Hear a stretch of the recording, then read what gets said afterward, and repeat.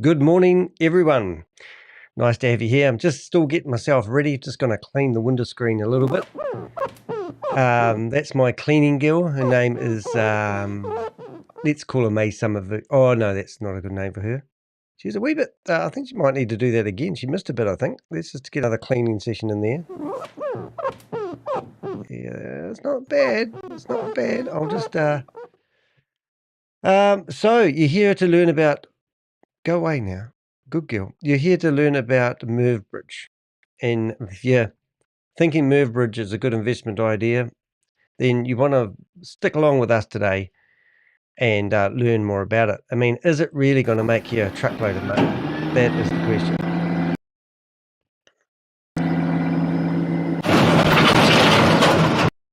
There's the money. It's very jumpy though, isn't it? I think I might have asked my computer to do a little bit too much. Hey, if it's your first time to the channel, please do make sure you like and subscribe and hit that notification bell, because that will notify you when new videos come out. We're doing a whole series of videos at the moment around some of the smaller Ponzi schemes and scams. I'll just let Lisa in. She likes listening to me on the TV. So welcome to people in the chat room.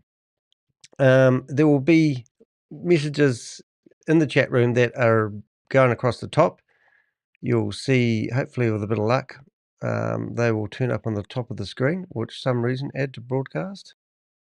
Why did that not work? Oh, there they go, up there on the top of the screen. So that's good. Everything's working as per normal. We're a bit jumpy because we actually have got, we were set up to go into a Trade Technologies Limited update. And we had that going from yesterday, and there was 2 meetings, and I got the dates wrong, and I was all prepared to go live this morning at 7:30 New Zealand time, and it is now 8:41.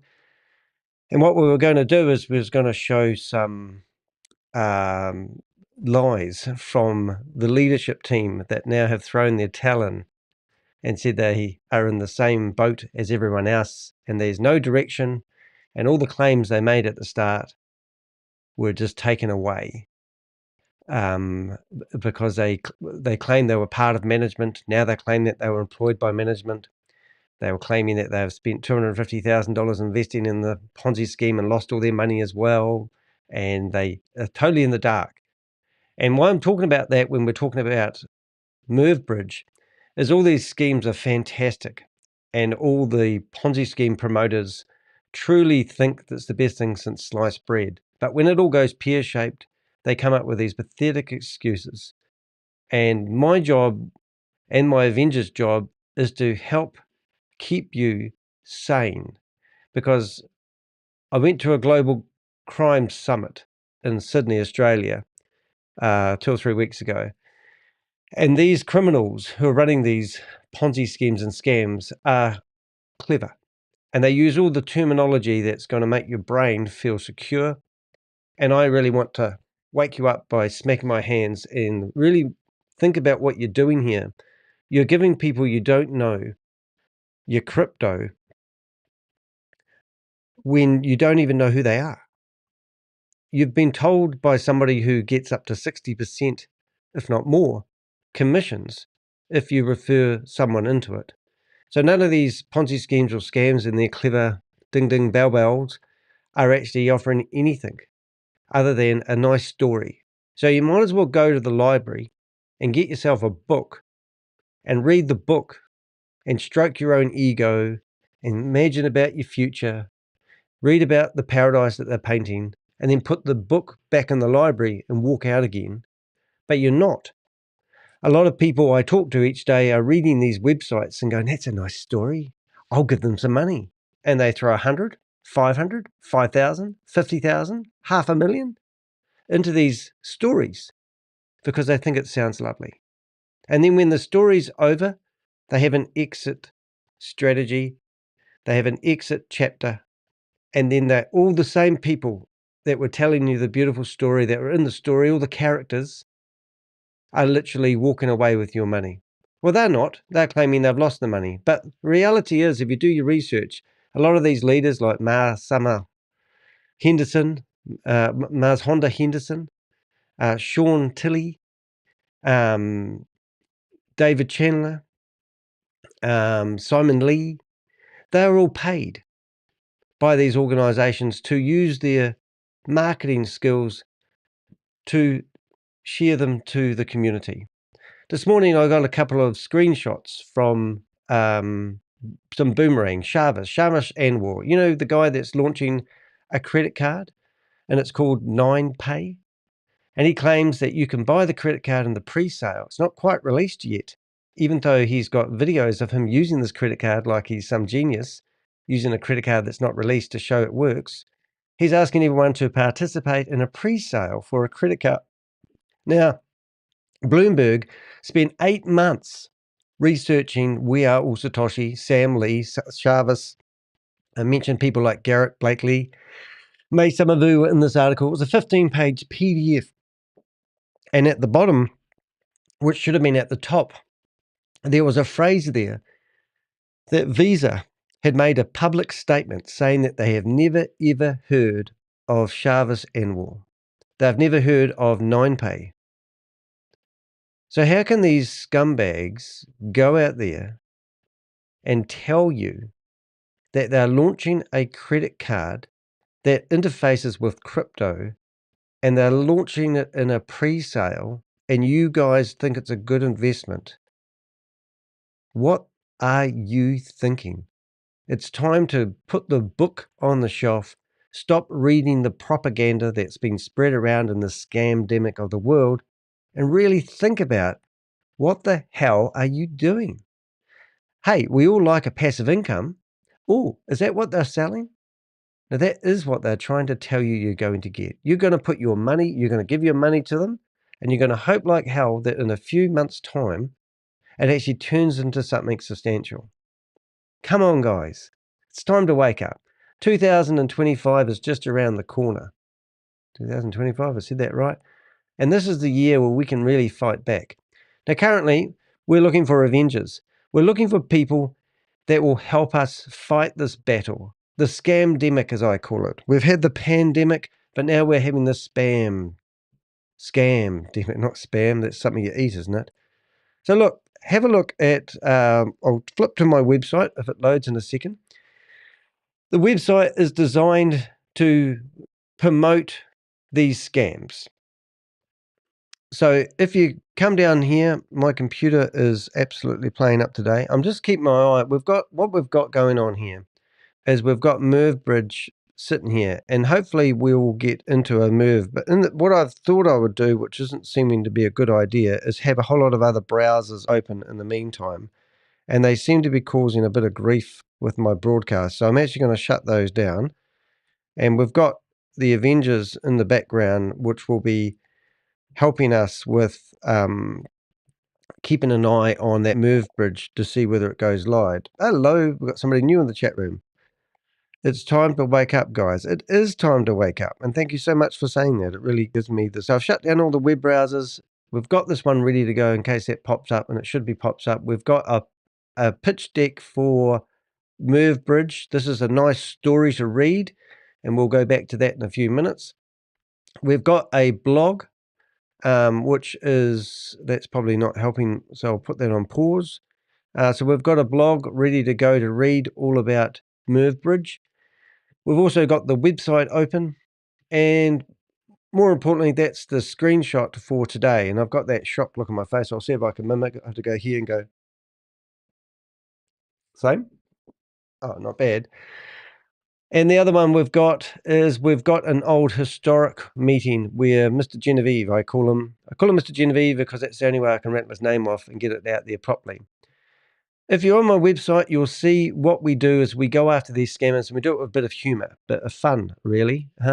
Right. And in here, you'll see a video of me at the Global Financial Crimes Summit, and I talk about what and who was going to be there. You come down a little bit more, you can see that we've got blogs and the like. The other thing you can do, if you want to, you can support the channel by buying us a cup of coffee. And I'm on a crusade at the moment that if anyone buys me a cup of coffee, I'll do a nice video reply. And I've done a few of those. The video reply thing's actually broken at the moment, but I will fix that. I'll have to go back to buy me a cup of coffee and ask what they're doing.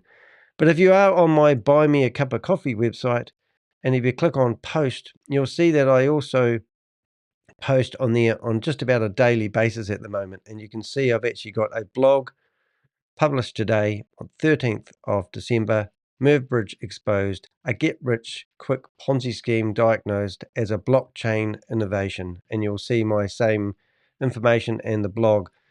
Also, I'm currently broadcasting on 8 different platforms, including Instagram, Facebook, and Rumble, Kick, and all our videos are everywhere. Now, we're doing that because we want to have a large footprint so that when we do a blog or a video, that it really gets out to the masses. If you have been scammed, what can we do to help? Well, there's an article in the center of the screen here saying how to report cybercrime and cryptocurrency scams. 98% of people sit there and wait for the same people that introduced them into the scam to come up with a solution to get their money back. You're not going to get your money back. You've lost it. It's gone off to the cartels of the world. You're supporting the human trafficking outfits who create these scams. These scams are all promoted by people held under duress, in my opinion. I've been doing this for 3 years. I've seen it all. This is a blog here where you can fight back using your own country's legal systems, their own crime-fighting networks. Your country needs to know about your scam. So in here, you can see that you can report these scams to the United States, Australia, Brazil, Canada, Europe, India, New Zealand, South Africa, Sri Lanka, United Kingdom, the United Arab Emirates, and Vietnam. And in here, we've also got lots of articles and PDFs where you can go to town and report away. You want to report these scams. If you don't report these scams, no one is going to really do anything about it. But it's the squeaky door that gets the oil. So squeak to your government. In these videos, we go to name and shame people.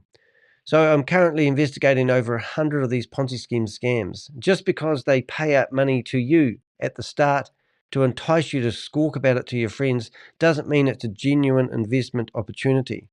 So are you on the name and shame list? In here, I talk about what the name and shame list is all about, but we have a list of all the scams that we're currently investigating. I mean, and the list is just ginormous. In here, we've got a list of all the people that we see promoting these Ponzi schemes and scams. And underneath that, we've got potential victims and potential promoters listed. And every now and again, I update this list. Are you on this list? If you are, you can write to me and tell me why you don't think you should be on this list. But let's just pick somebody random and we search for them in Google. And we're doing Ed Terranova. Ed Terranova is a fireman who has decided to promote United Connect. Now you can see here when you search for his name, Ed Terranova exposed as a multi-level Ponzi schemer. Everyone, there he is there. And you'll see, if you go down here enough, you'll probably find the video that I've put together exposing him, promoting Miracle Cash and more. He's a scammer. He claims to be a fireman, and he's just another dirty, disgusting bottom feeder. I'm just using him as an example. It's just one person. And as you can see, when you click on his name, you get to this page here, and you'll find the article that I've featured his name in. That's how strong my website presence is, and that's what we're doing at the moment. Anyway, you didn't come here to hear about me. As I said, you can support the channel. But most importantly, the simple thing you can do is make sure that you are subscribed. There's a bell that's going to come up on the screen at the moment. Boom, boom, boom. And you are done. Now, the bigger picture, I would like to see all these people go to jail. And I want to lock them up. But the reality is, I'm the one behind bars here. I'm trapped behind my computer trying to help you guys wake up and stop giving your money. This is only person that's been arrested. Well, there's 2 people that's been arrested. Sam Lee was arrested, but he claims that he handed himself in. There was a Interpol red notice issued for Sam. He heard about it. So he went in and got locked up for a couple of weeks or 7 days in Dubai. And now the reporter said that Sam says he's free and it's business as normal. But we haven't seen Sam for a long time, have we? So it's not really business as normal. But anyway, Sam's back out again. The other person that's incarcerated is Bitcoin Rodney. and he's been incarcerated. And the other person that's admitted guilt was Brenda Chunga. She meant to have brought in $640 million for Hyperverse. What's happened to her? Well, she became an informant. She was trying to entrap Sam Lee, and they let her out to do so. We're still waiting for her to get sentenced, and nothing's happened. So you can run these scams, you can promote them if you really want to be ethical and get your money and sit on it for a few months. And then when these scams get busted in the court system, they'll be clawing the money back from people that we have recorded in these sessions. I have a database, and we share that database with government agents. Now, the reason I'm showing you this database is to prove that we have a database that is quite extensive. Everybody that I'm talking about in these meetings is in the database. Now, today we had a bit of a laugh, and I don't mean that in a mean way, but people are starting to complain. And this was the conversation that was in one group. I wrote, now these people are starting to complain, and this is what we want to see. People who have invested in Boomerang are complaining that they have been offered a refund because the Boomerang project that Shavis was running, which was originally from We Are All Satoshi, which is Sam Lee, has actually not refunded as they claimed. People have said they have purchased a Boomerang license for $500, but they've been refunded in a worthless token that isn't worth anything. People have claimed, I just wrote again, I asked for clarification. I have contacted a legal office in Dubai after a friend provided me with a contact. There must be a way to pursue and have the refund transform into USDT. We Are All Satoshi is legally bound to reverse the refund as requested. So people have purchased $500 arbitrage trading license that they were told that they could make $1,500 in a day. Yes, $1,500 in a day. And when it was released, they claimed that it flooded the Polygon network and it was unethical for them to continue. So they restricted everyone to doing one arbitrage trade a day. And they claimed that they were going to double that at one point. Everyone was doing what they thought was arbitrage trading and making between 20 and 60 cents a day. And they did this. Yvonne Henry was allowed to do 100 trades a day, and she was doing all of them because we were following her on the blockchain. We follow the transactions. We also proved that there was no such arbitrage trading happening. We went to their website. We scrutinized it. It took a couple of months initially. We tore the website apart, and we found a line that was 250 lines of code. And we could tell you exactly how much money, if you picked one exchange and traded with another exchange, and you traded $100 of your flash loan money, which wasn't yours, and we could guarantee exactly how much money that you were going to get from a arbitrage trading, which should have been up and down and like a yo-yo all the time. But we could tell people to do 10 trades exactly the same and get exactly the same result. When we did a video about that, the very next day that website went offline for 4.5 months, and they were going to relaunch it. And then when they did relaunch it, they come up with another smokes and mirror Polygon network, and it was a crypto swap. It was absolutely friggin' hilarious that they were trying to bluff us into thinking they were doing real arbitrage trading. So now they have taken the website completely offline, and said to everyone they're going to refund them. So they've got this BTCC network, which is worthless, absolutely worthless. It's like playing a game of Monopoly, and they're releasing new opportunities within the game. And if you want to participate, you can use some of the house money to get a 40% discount, but they still require you to put at least 60% USDT into their Monopoly game to get the money. Now, people are starting to squawk. People are starting to wake up about it. So this lady who's written, well, this person that's written has actually put we've got all the screenshots of the conversation, and they've written to Shavis, and he's ignoring them. Same Shavis that is telling people that he's going to launch a 9-pay credit card that talks to crypto, who Visa have made a public statement that doesn't exist. What book are you guys reading? So you've invested in an arbitrage trading platform, paid $500, some people paid $10,000, not been able to do arbitrage trading for over a year. He's had your money, And now he's taken the Boomerang website off and given you a refund with Monopoly money. Have you ever heard of a scammer doing that? Now, is Jarvis the person behind all this? No, he's not. Nor is Sam Lee. This is all, these are just scams that you are part of because you like reading nice stories. And we're about to look at MevBridge, which is another nice story. So you can see these people having the conversation here. I'm not going to do myself injustice and read all these, but you can pause the screen and read these conversations of people who are starting to wake up. And good on you, BDB. But what you're actually saying in here is valid, and you should be holding him accountable for his actions. Do not let Jarvis or whoever Jarvis is working for get away with stealing your money. To give you an idea, these are all the screenshots of people in the meetings. These are all the people's phone numbers. These are all the people who were promoting We Are All Satoshi.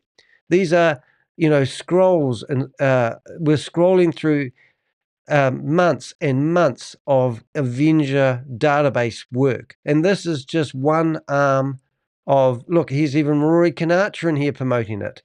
These are all the people who have been promoting it and are still promoting it. I could go into a Zoom meeting right now, which I'm just going to do that just for shits and giggles, and you will find these guys promoting these Ponzi schemes on Zoom meetings to people. Now, they claim to have 250,000 people who are active in their network. And you go into these Zoom meetings and listen to them, and they have something like 100 people. So here we are. This is the prime time meeting for We Are All Satoshi. And what are we doing? This is not going at the moment. The meeting was at 8 o'clock, so it would have been finished by now. But these are the meetings where people are actually, in these Zoom meetings telling you that you're going to get a passive income if you invest in these meetings. I noticed the other day that they had updated their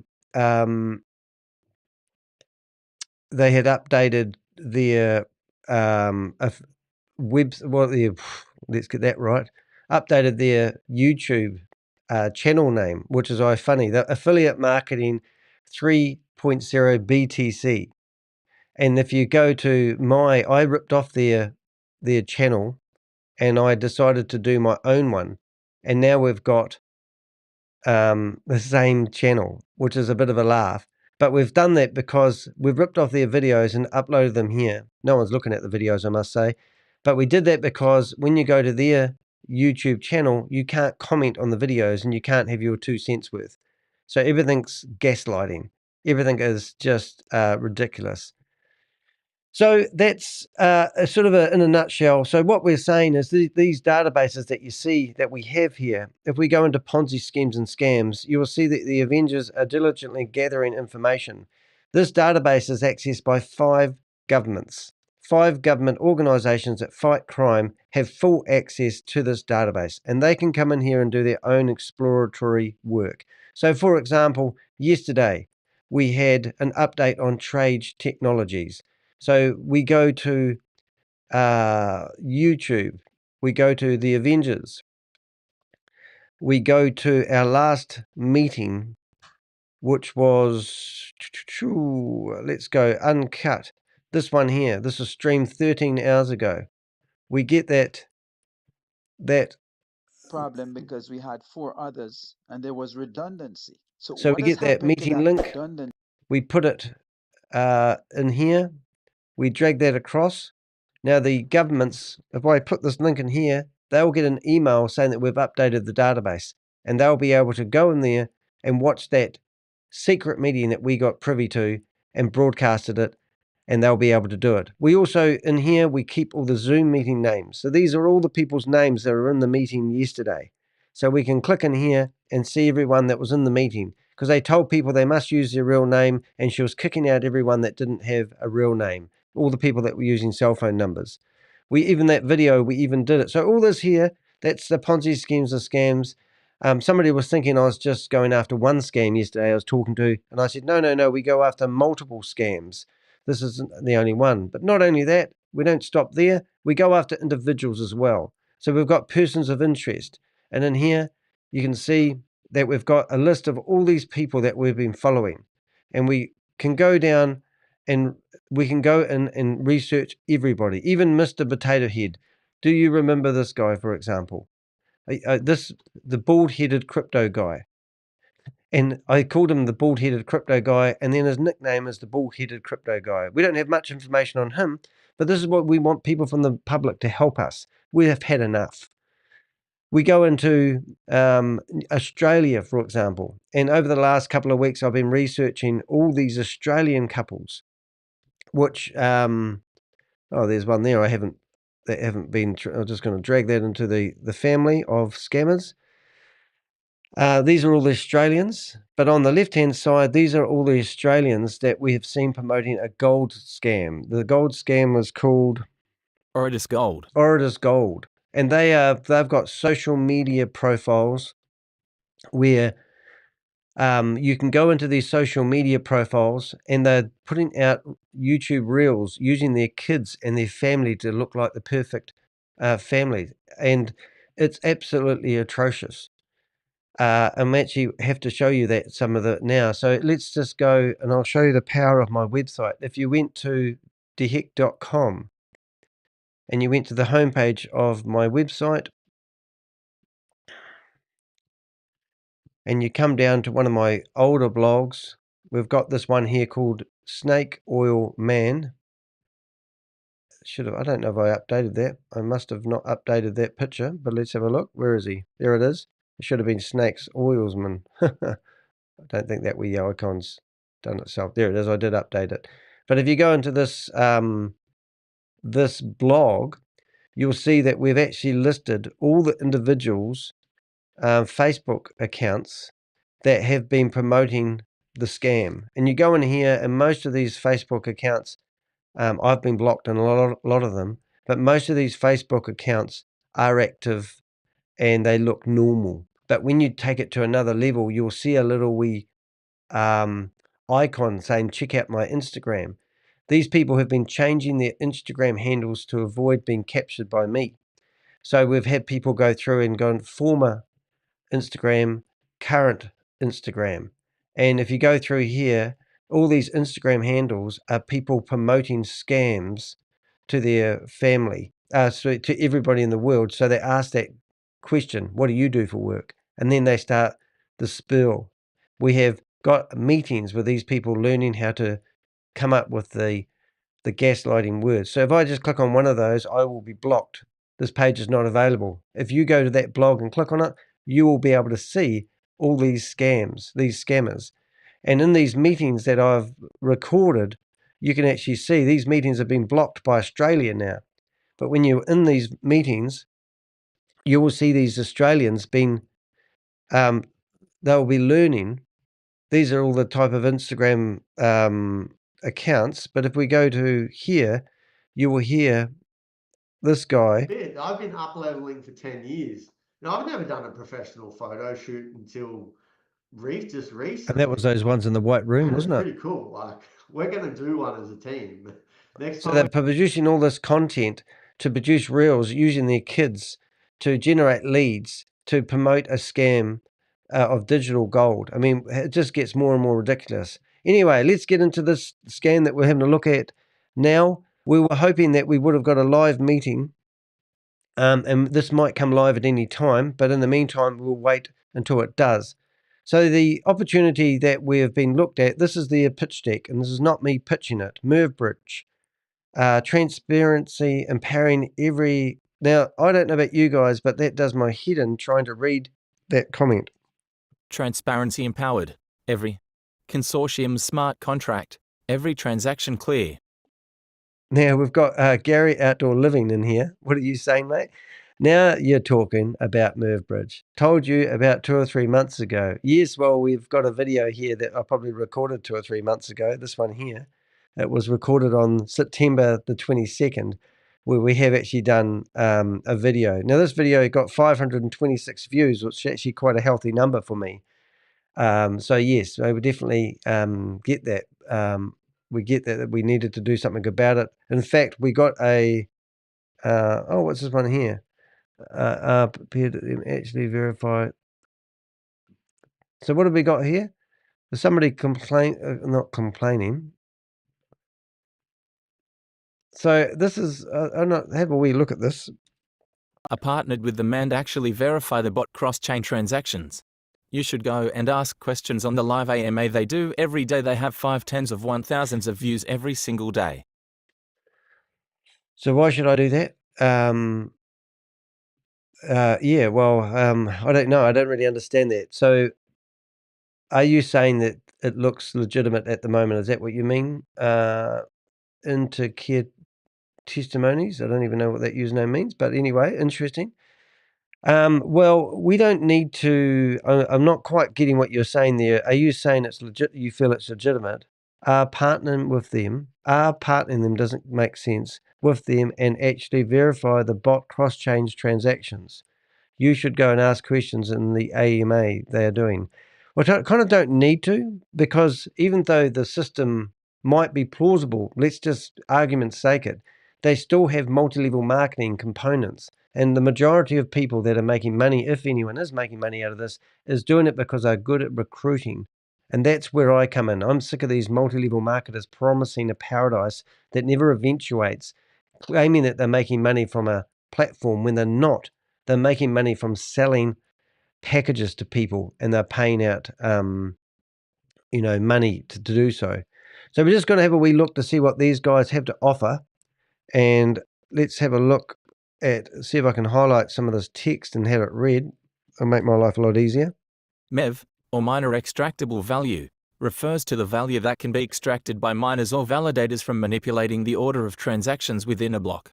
While MEV can provide benefits to miners, it often leads to inefficiencies and unfairness within the blockchain ecosystem.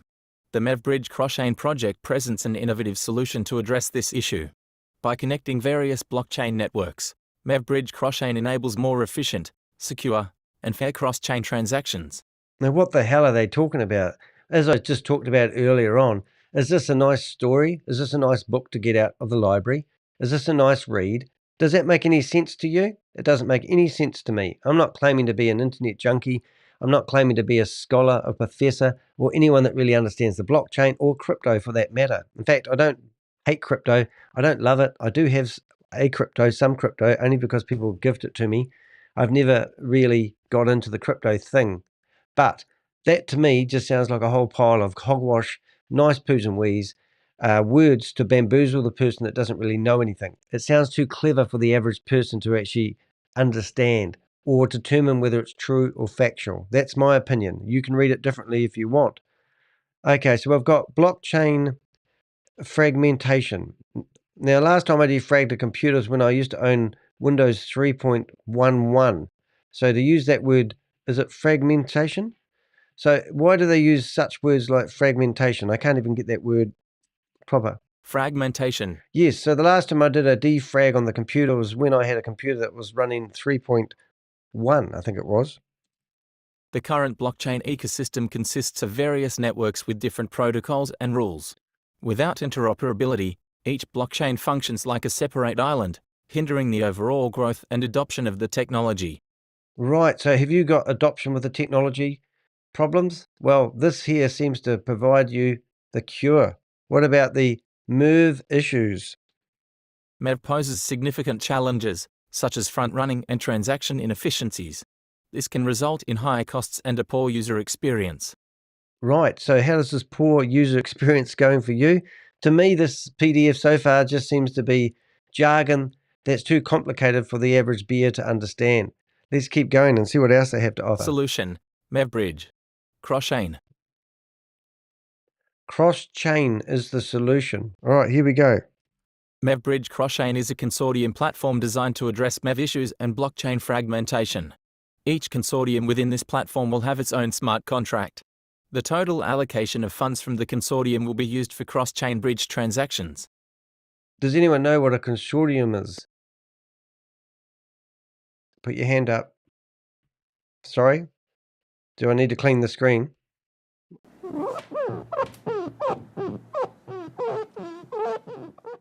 Thank you, Sadie. Get back under the desk.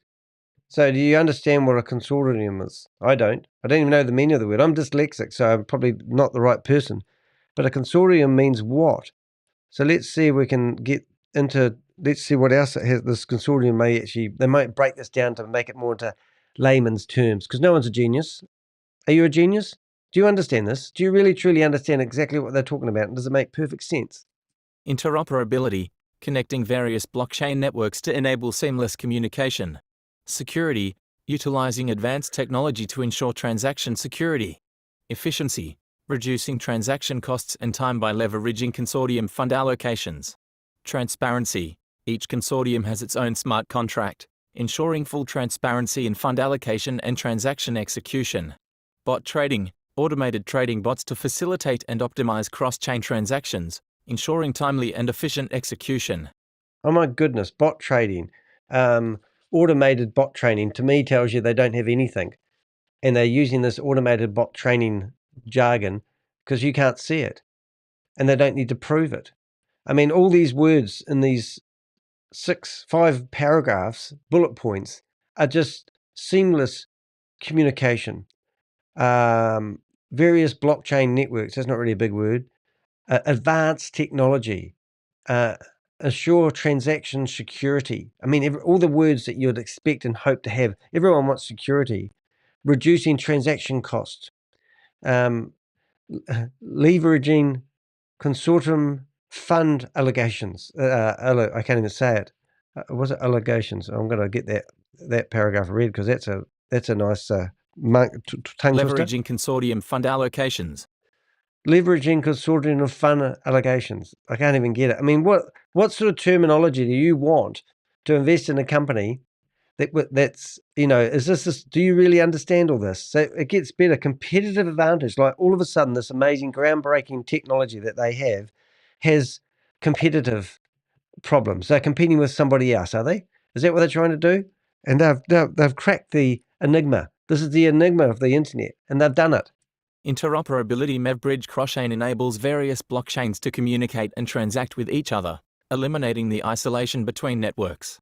Security. Strict security measures, including the use of smart contracts and cryptographic algorithms, ensure that all transactions are secure and protected from threats. Oh my goodness, I have to stop it. This is too complicated. I mean, really? I can't even repeat the words that I've just heard.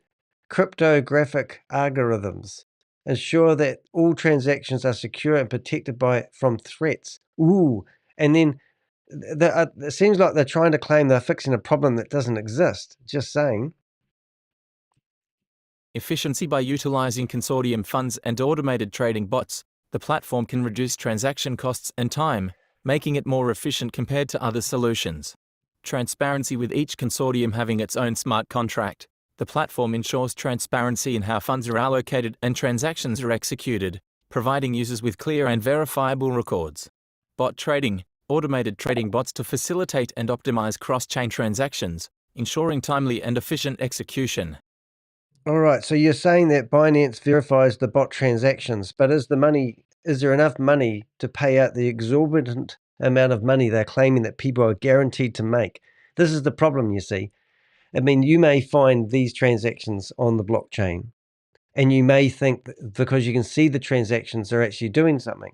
Now, if we used the Polygon network as an example, when we were studying Chavis, he was claiming that they were doing, flash loans. Let's have a look. Wonder if I can find someone on one of these here without wasting all time on it. So let's see if we can go to a new fund controller. So we could find, actually, I think, is this going to do it? 4 days ago. Request flash loan. So here's people trying to do a flash loan. So this is on the blockchain. Now that's not going to be a good example. I'll see if I can find somebody who we had on file here. Crypto G. He may have a bookmark for us. Boomerang, flash loan. Oh, okay. Well, let's go to. We really should go to Yvonne Henry because she's a laugh. But anyway, let's go to Top Trump. There we go. So this is the last time we looked. So let's have go request. Yeah. So this guy here, 293 days ago, this was something that was on the blockchain, that they were trying to verify the fact that the boomerang flash, we've tagged everything. They were claiming that I don't even know how to read this anymore, but they did a flash loan for $27, and they were doing a arbitrage trade for $27. Now this guy cracked the enigma, but he made that $27, and these are just swaps between exchanges. And then we found that they were topping up and repaying. So he borrowed $27.04 for a flash loan. They repaid the flash loan for $27.05. And then he made a whopping $2,785. He was milking the system. This guy had found out that they were doing it with a mathematical equation that didn't equate properly. And they had basically managed to turn an arbitrage trade from $27 to $2,800. And this guy here, we saw him steal about $50,000. So you could argue the fact that because this was on the blockchain, it was doing arbitrage trading. But the reality of it, it wasn't. It was a smart contract that was swapping one cryptocurrency to another cryptocurrency to another cryptocurrency. And then we found these wallet addresses that were actually topping up the money. Their job was to, and I don't even know if I can find them now because I haven't done this for so long.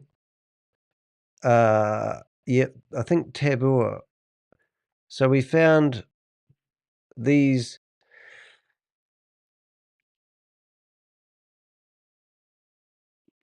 super wallet addresses that were topped up with money. Yes, this is them. So this is what they were doing. They were making sure their wallets were loaded, making sure that the wallets that were in the super contract or in the smart contract were topped up with money. And as soon as this money, see here that all these wallets were there to top up so the transaction would go through. When these wallets went lean, no money, all the transactions stopped. And when all the transactions stopped, they had an announcement saying they were updating the DApp. Then we would go and top up these wallets with $10, which was enough to get the transactions going again. So don't believe everything you see on the blockchain or Binance, because we watched $350 million be transferred from this company, $350 million we had tracked that had been taken from selling these arbitrage trading licenses. And, like that might sound a lot to comprehend, but we decided that we'd follow the money, and we followed it from one swap to another swap. We watched it accumulate into wallet addresses that have been dormant for 700 days. And then this was an example of one here. 1 cent in this wallet. You wouldn't pay any interest to it. But you come down to the bottom here and you click on transfers, and you can see there was a transfer out to Binance for $7.2 million. The 2.5, the 2.4, and the $2.2 million that was in here, we'd followed it step by step along the way. So these scammers are clever, and this is why we believe they're part of a criminal cartel network. So I'm going to ignore the fact that you see transactions on Binance, and because you can see transactions on Binance, you believe that this is not just another Ponzi scheme. Let's go back to reading the PDF, and if it is a legitimate company, then we will do a blog review, which I've already done the blog. I've already reviewed this website, and we will show you all the red flags that this company has, regardless of any transactions that you may think are real and genuine. I don't care, because this is a scam. I would walk a tightrope and prove this is a scam. I've seen over 100 of these like-mind opportunities. Anything that has crypto associated to it, anything that has a referral system, that if you promote it, you get a large percentage of the money. Even the mathematics on what I just said there. If they give away 50% of your money that you put into the platform before it even gets to the platform to do the job that they claim, there's no equity left to do the return on the investment they claim, because they've given half the money away before it even hit the platform. The third thing I say to people, if it sounds too good to be true, I mean, really, You mean all the clever people that are on the internet, MevBridge has discovered a way to crack the enigma, and they have to use such complicated jargon that doesn't even have any association to what they're claiming they're doing. They're just using buzzwords, big buzzwords, to bamboozle people who aren't sure what they're doing. Now, I've watched people on these Zoom meetings holding their phone up, trying to transfer money from Binance to into the platform. They don't even know how to transfer money. Do you think the people that are investing in these projects understand the project? Or do we just use buzzwords and complicated jargon that no one really understands? That is the problem. How the MevBridge platform works. Well, here we go. Let's see if there's some decent words in here. We'll do 2 paragraphs at the same time. Consortium platform. The total fund allocation from each consortium is used for cross-chain bridge transactions, ensuring transparency and efficiency in fund utilization. I mean, that MevBridge paragraph operates as a consortium platform. That paragraph actually said nothing. Operates a consortium platform. What is a consortium platform? Each consortium has its own dedicated smart contract. I mean, so what? I mean, a smart contract. Okay, if you're in the chat room and you believe this is real, can you please give me the link to the smart contract? Because you would be amazed what happens when you put a smart contract into ChatGPT and ask it what it does. Now, just the other day, we did exactly that. So we went to, we were looking at one called Node Wave, I think it was. Yes, it was. So if you go to here and we look for Node Wave, which is this one here, and in here we took their smart contract because it was visible and we put it into ChatGPT. And what we found is the summary of the smart contract was breathtaking. It basically, you can go to my blog and read it if you really have to. But at the bottom, the concerns of the smart contract was just amazing. And this is typical what we do. I do this all the time. As I said, I'm not a genius, but I can use ChatGPT to tell me what the smart contract does. Now, just because there's a smart contract doesn't mean it's that smart for the people investing. Potential concerns. Centralized control. The contract grants significant power to the owner, such as the ability to withdraw tokens or transfer ownership. This centralization could be misused if the owner is not trustworthy. Unlimited withdrawals. The withdraw token function allows the owner to transfer any amount of tokens from the contract balance to any address. This could potentially drain funds meant for rewards or ecosystem use. No lock mechanism. Tokens minted at deployment are immediately accessible by the owner without any time-based vesting or locking. This increases the risk of rug pulls, where the owner might liquidate tokens prematurely. So you get the idea. So this is not MevBridge's smart contract. But if they have smart contracts, please give me the address. Because when I looked at this smart contract and put it into ChatGPT, it explained what the smart contract does. But what we're finding is these companies mention their smart contract like it's a rock solid, foolproof system, but it's not. It's some stupid smart contract that you could literally ask ChatGPT to write to do whatever you want. And then you just upload that into your smart contract. And this is how the technology is going at the moment. So just don't think the word smart contract is that smart for investors. Let's read these other paragraphs. The total fund allocation from each consortium is used for cross-chain bridge transactions, ensuring transparency and efficiency in fund utilization. I mean, fund utilization. I mean, what the hell do we need those words and that jargon for? This is just to bamboozle people with funny, fancy words. Transaction automation. Trading bots optimize cross-chain transactions by leveraging MEV opportunities in real time. I mean, what the hell does that paragraph actually say? Transaction automation. I've been using banks for ages. I use an FPOS machine. I hold my card over something and do a pay wave. I think that's what we call optimizers cross-chain transaction by leveraging MevBridge opportunities in real time. I mean, what the hell? Transaction automation. Can you go to ChatGPT and tell it to write the most complicated paragraph to explain transaction automation, and it's going to push out that stupid sentence. MevBridge, where are we up to now? Let's have a listen. We'll just do that paragraph. So the title is multi-sign security. Okay, multi-sign security. So do we sign documents that are getting transferred over? I don't understand what that means. Let's see if they tell us what it means. To safeguard users and their funds, MevBridge has implemented multi-sign, an advanced protection mechanism that ensures transactions require multiple approvals before execution, thereby enhancing security. Rob's going to join us. Rob, you're in the green room.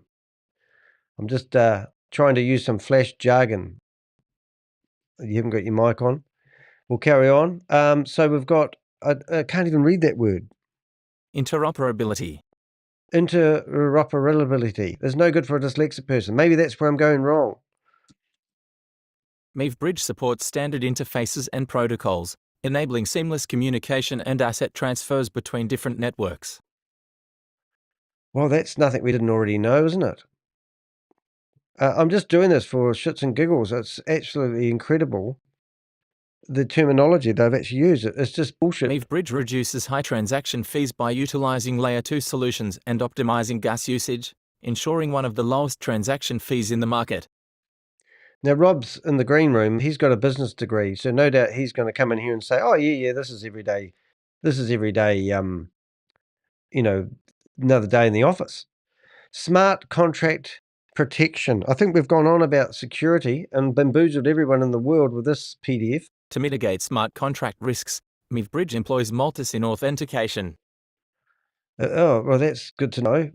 Right, so do we need to read all this? MevBridge cross-chain business model, revenue streams, transaction fees, subscription plans. Subscription plans, I think it's 98% of that will be where you get all your money, because that's where you get the multi-level marketing side of it. Staking and yielding farming. Well, I wonder if there's any proof of any staking actually happening. And would you actually stake your money in a company which is going to fall over in 10 minutes?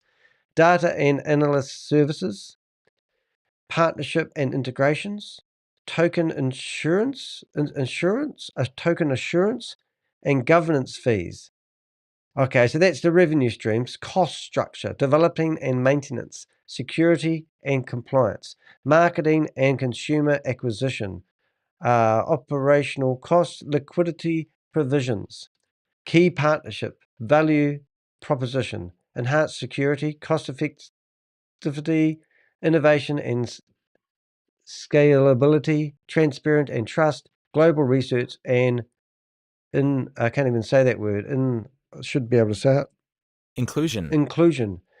Okay, customer, what's that word? I can't say it. Segments. Customer segments. I've never heard of such terminology. Retail users, institutional investors, developers and startups, enterprise clients, and key activities, platform development. Yeah, it's all in the future, not here now. User acquisition, customer support, governance management, and compliance and security. I mean, what the hell is this all about? I mean, does this make any sense to anyone? Rob, are you actually on the screen now? I think you are. So have you followed all this? Have you followed all this, Rob?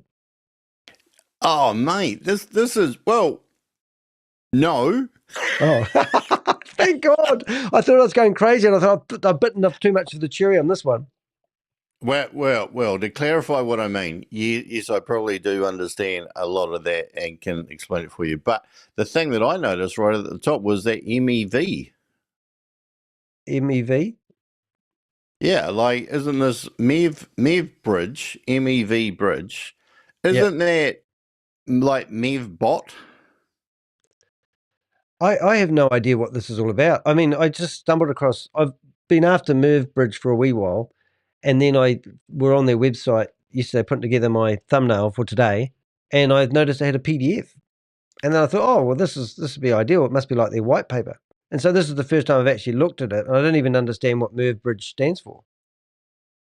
Well, remember Flack Panzer? Well, he was the one that asked me to do this yesterday. Oh, oh, mate. And I wasn't even listening to that, was I? I was. No. And that's why I'm doing it, because I was doing one on U trading, and then he said, oh, you should do one on MevBridge. I'd be interested to know what you think about it, meaning he must think it's the real deal. Yeah. Well, he was the one who was saying, what was it? Was it Boomerang? I'm pretty sure it was Boomerang. That Boomerang he thought was to do with a MevBot. Remember that? Yeah, I do slightly remember that. I mean, it's above my pay scale some of this time. Sometimes I think I'm in the wrong profession.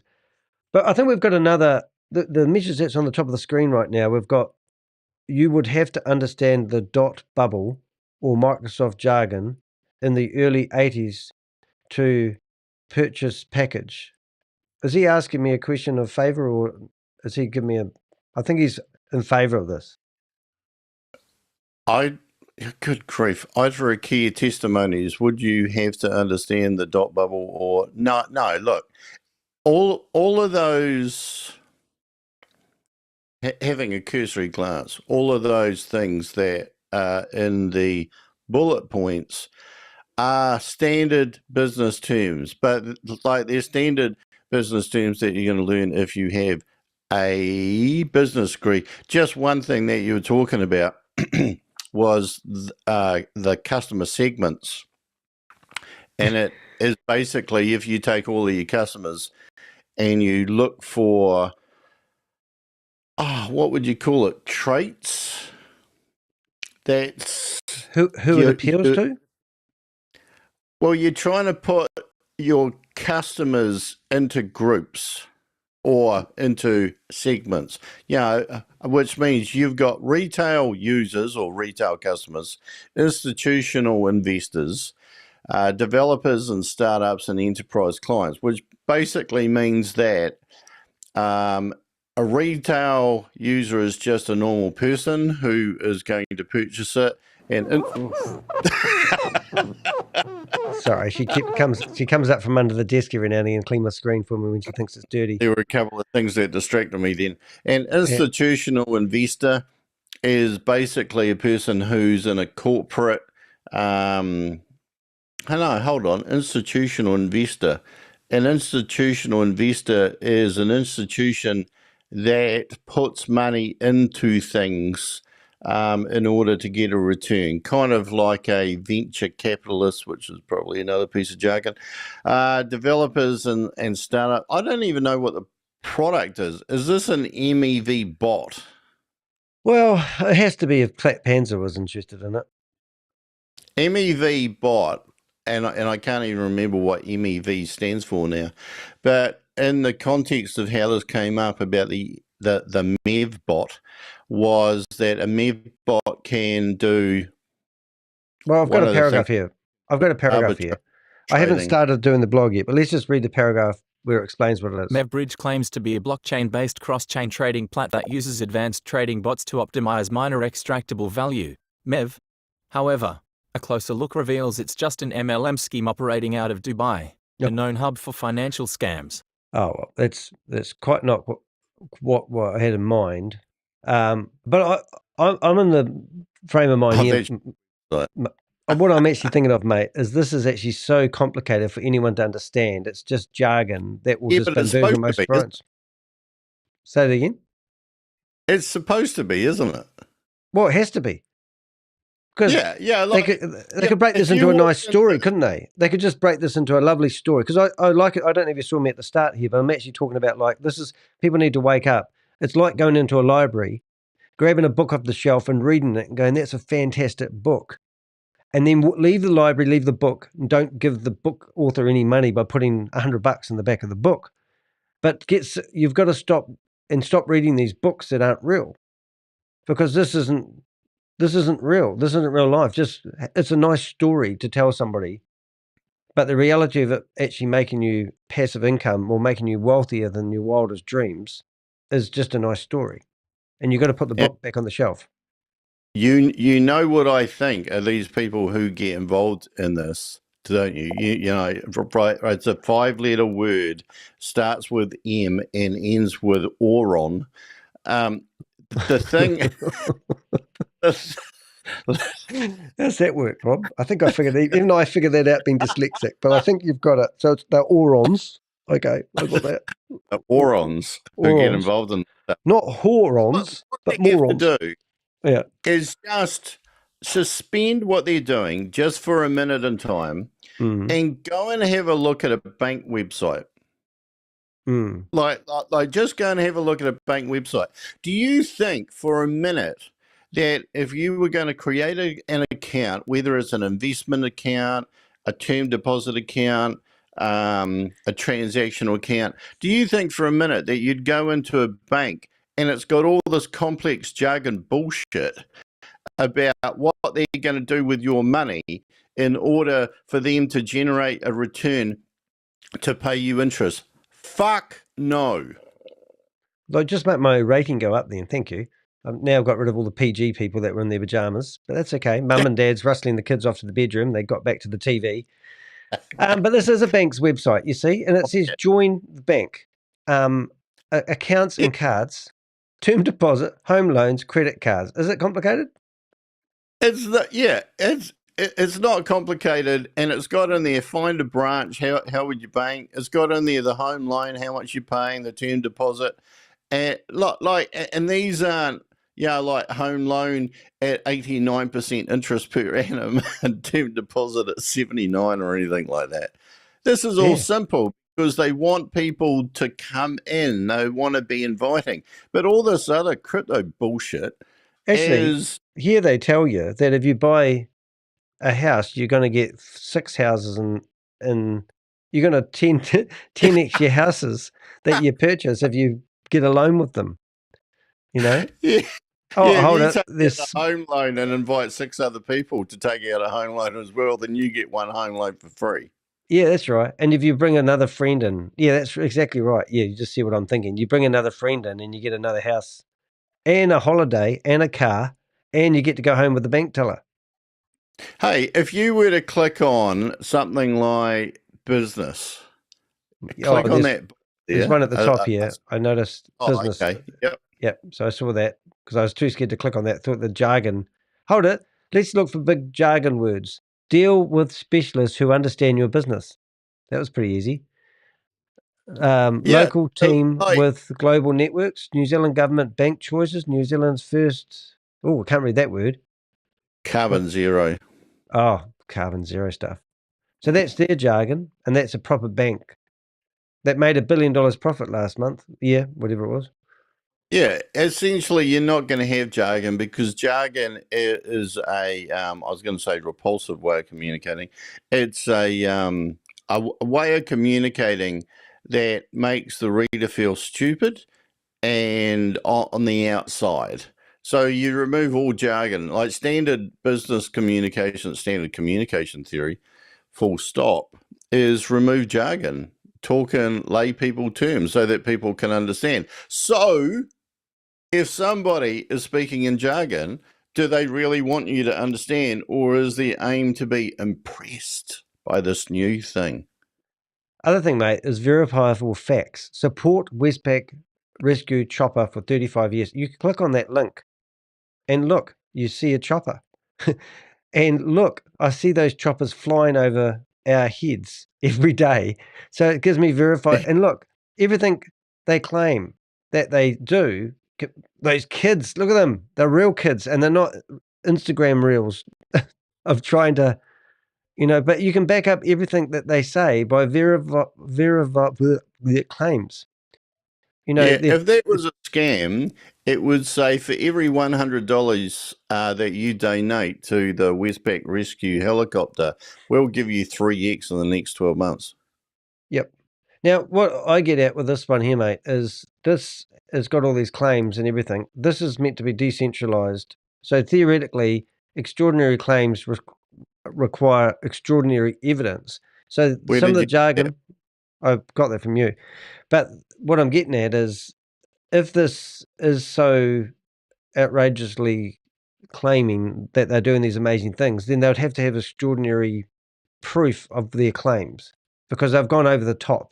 It's like saying I can levitate. And, so. Can you? Well, I don't know. I can.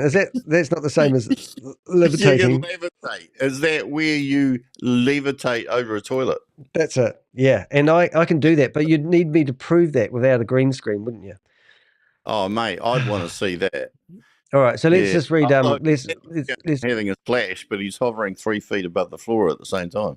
Yeah, I'm going to read these anyway, but you could read them if you want. Blockchain networks often operate in isolation, which limits efficiency and hinders innovation. So that would be talking about BTCC, because that blockchain operates in isolation, doesn't it? Well, absolutely. I don't even know what that would mean. Like, would that mean what, that you pair up blockchains?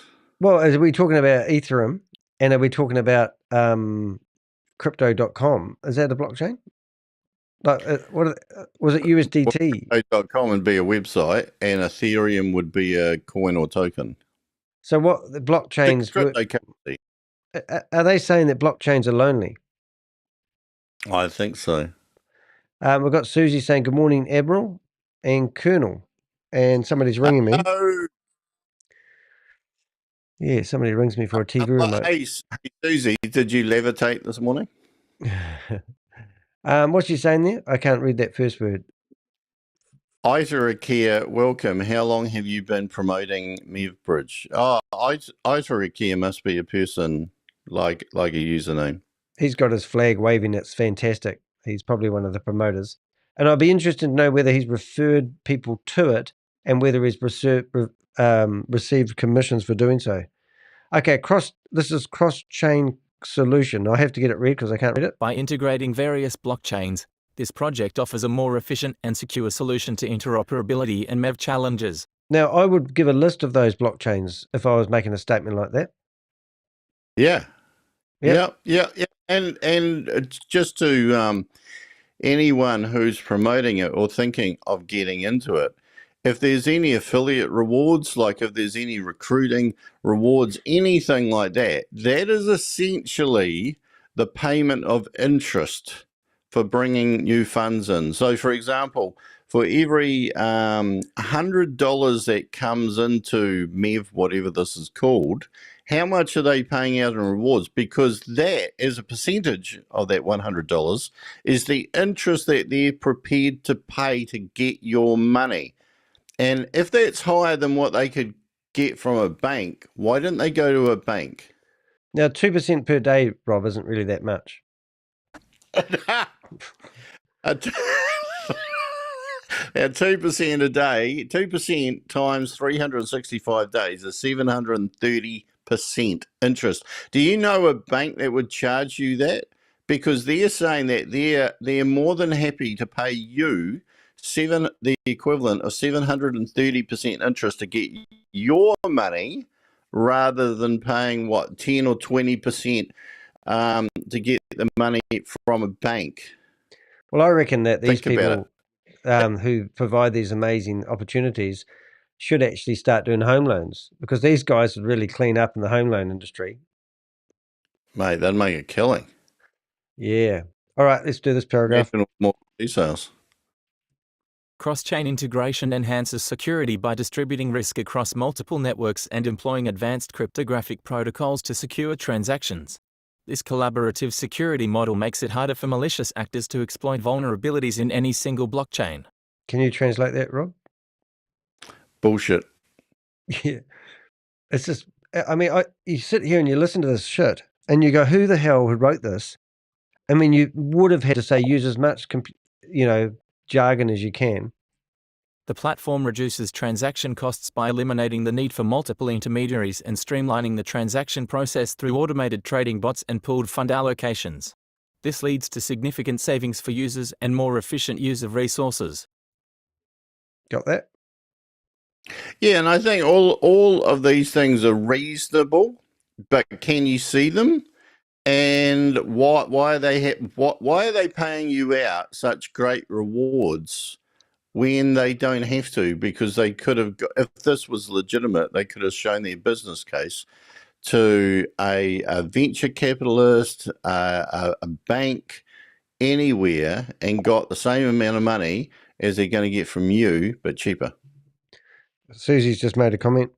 Ethereum is a decentralized global software platform powered by blockchain technology. It is most commonly known by investors for its native cryptocurrency, ETH.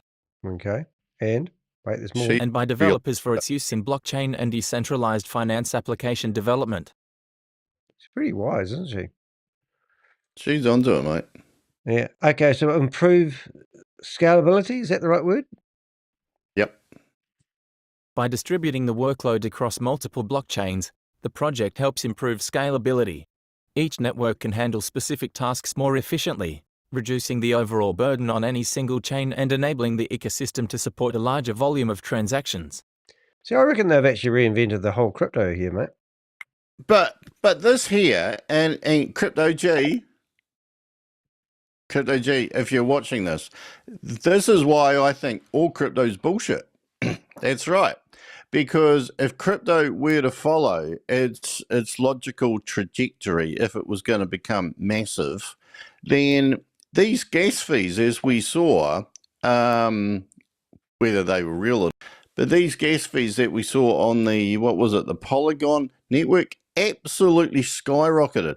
And what MevBridge is saying here is that you have to distribute it across multiple blockchains, because otherwise the gas fees are going to skyrocket again. So if crypto became mainstream, the fees would be horrendous. And let's go back to why crypto came along in the first place. It was supposed to solve problems that standard banking had about fees. Yet the fees for standard banking, mainstream banking, and crypto, oh my God, you can't even compare them. The fees in mainstream banking are far lower. So how do you solve that, Crypto G? Because I know he's smarter than me. I got a question for you. You try to keep a serious face. I'm going to enlarge your screen, right? I'm going to say one word, right? Large you there, right? You're big now on the screen. Now, I'll make sure that I'm on top of you. That doesn't sound right. Right, no smiling, and I'm going to say one word, and you're not going to smile at all, right? B fuel. Yes. You're good. Good. Oh, yeah. Yeah. I'll put you back down to normal.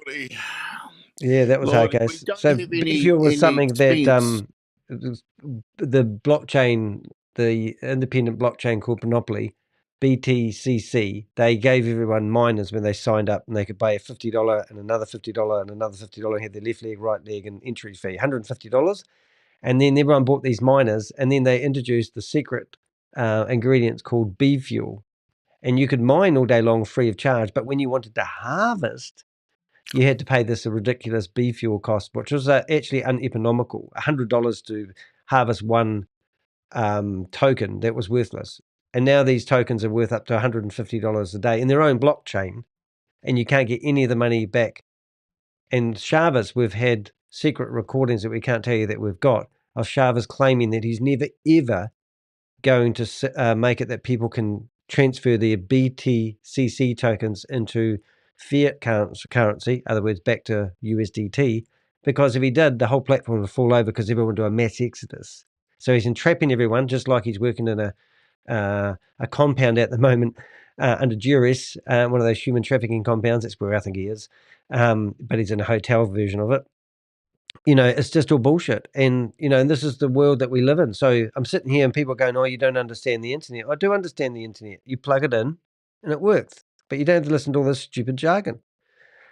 And that thing about B fuel is that with Bitcoin, everybody knows about Bitcoin mining and how you have to have these powerful computers and they take up heaps of electricity and it's not economically, environmentally friendly, et cetera, right? But all of those costs to mine Bitcoin are real costs. Like it's costing you the upgrade, the maintenance of the computers, but the massive drain of power. In BTCC, there's basically no mining. There's an allocation of the BTCC coin, but B-Fuel came along. Oh, well, there's no mining fee, but we need something to produce liquidity. So they came up with B-Fuel, which is supposed to be revolutionary, but it's mimicking the cost to mine. It's mimicking. It's not real. They're charging you something for a cost that they do not incur. And everyone goes, oh. And your, what do you call them? Graphs? You call it something different, don't you? Graph. You call it a graph. Well, do you know they've actually updated that now? I bet you haven't even looked at this for a while. I've looked on there for weeks. I know, but their BTC, it's gone down. I think Susie said 150 the other day. It's gone down to 130. Have a look at the volume there is 1.2 million. Yeah. So How I much think, is well, I think there's a really fundamental thing we've talked about before. Can they actually 152 prove? bollocks? Oh, you're in the way again. I keep moving you around the screen, hoping to. But they can't prove that there's any liquidity here. There's no one proof saying that Chavis has got the money safe that people put into this platform. Well, there's no proof that the mining hash power is right. There's no proof that the coin isn't being dictated by things other than trading. The never changing graph, that graph where it's got BTCC that Danny's highlighting there, that stayed exactly the same for months and months and months. Like how could you have any credibility given to something that would do this? But even though the coin is supposedly $132 now, you can't get it out. You can't trade it. You can't do anything with it. And what was the other thing I was going to say? The cost of harvesting, the cost of if you've mined BTCC and you want to use it, you've got to harvest it, and the harvesting cost exceeds the price and has done for months of how much you would if you could trade it, but you can't. You can't get it out. So B fuel, how come that's so cheap? I thought that was real expensive. Or do you need quite a lot of leverage? No, the B fuel unit price, which is that, stays exactly the same. But as there are more miners going on to the one node, then it takes longer and longer and longer to mine one coin, even though it's not really being mined, it's just being allocated to you. But as it takes more and more and more days, that B fuel is a unit price per period of time. I can't remember all the ins and outs, but it basically means the longer it takes to mine your coin, the greater amount of B fuel per coin you have to pay. So It's well over $132. I used to be able to work this out, but I can't remember how it works now. But it'll be way excess. So basically, you're harvesting a coin at this price and you're selling it at that price. Yeah, uneconomical. Now, this thing here pisses me off. It's saying that you can swap from BTCs to USDT, but you can transfer it into USDT, but there's no bridge to get your USDT off the platform back to real life. Yeah, you're transferring it into the what is it? BTC 20 version of USDT, but it can't go anywhere off of BTC 20 blockchain. Yeah. So it's an island in the middle of a massive ocean surrounded by sharks. So these miners that we've done this before, but these miners, at one point you could buy, I think, 100 at a time for a certain amount, but now you can buy something that was $500 for 132, but no one's buying them. Is that what we're looking at? The GT1s and all that sort of shit? Well, you're at the top. If you scroll right down to the bottom. Geez, save me. Yep. Like way down to the bottom. Sure, there's no bar. Oh, yes, there is. Oh, my God. How many is for sale then? This is the marketplace. Yeah. You scroll way down to the bottom and then go up a little bit. All right, stop there. Ooh, yep. Okay, so you'll see 1x miners are $55, so that's actually higher than what you'd buy them for anywhere else, but that's an anomaly because basically people can put it on this market at any price that they want. And you'll see that 10x one there is $337, but if you're buying that from Chavez, it'll be $500.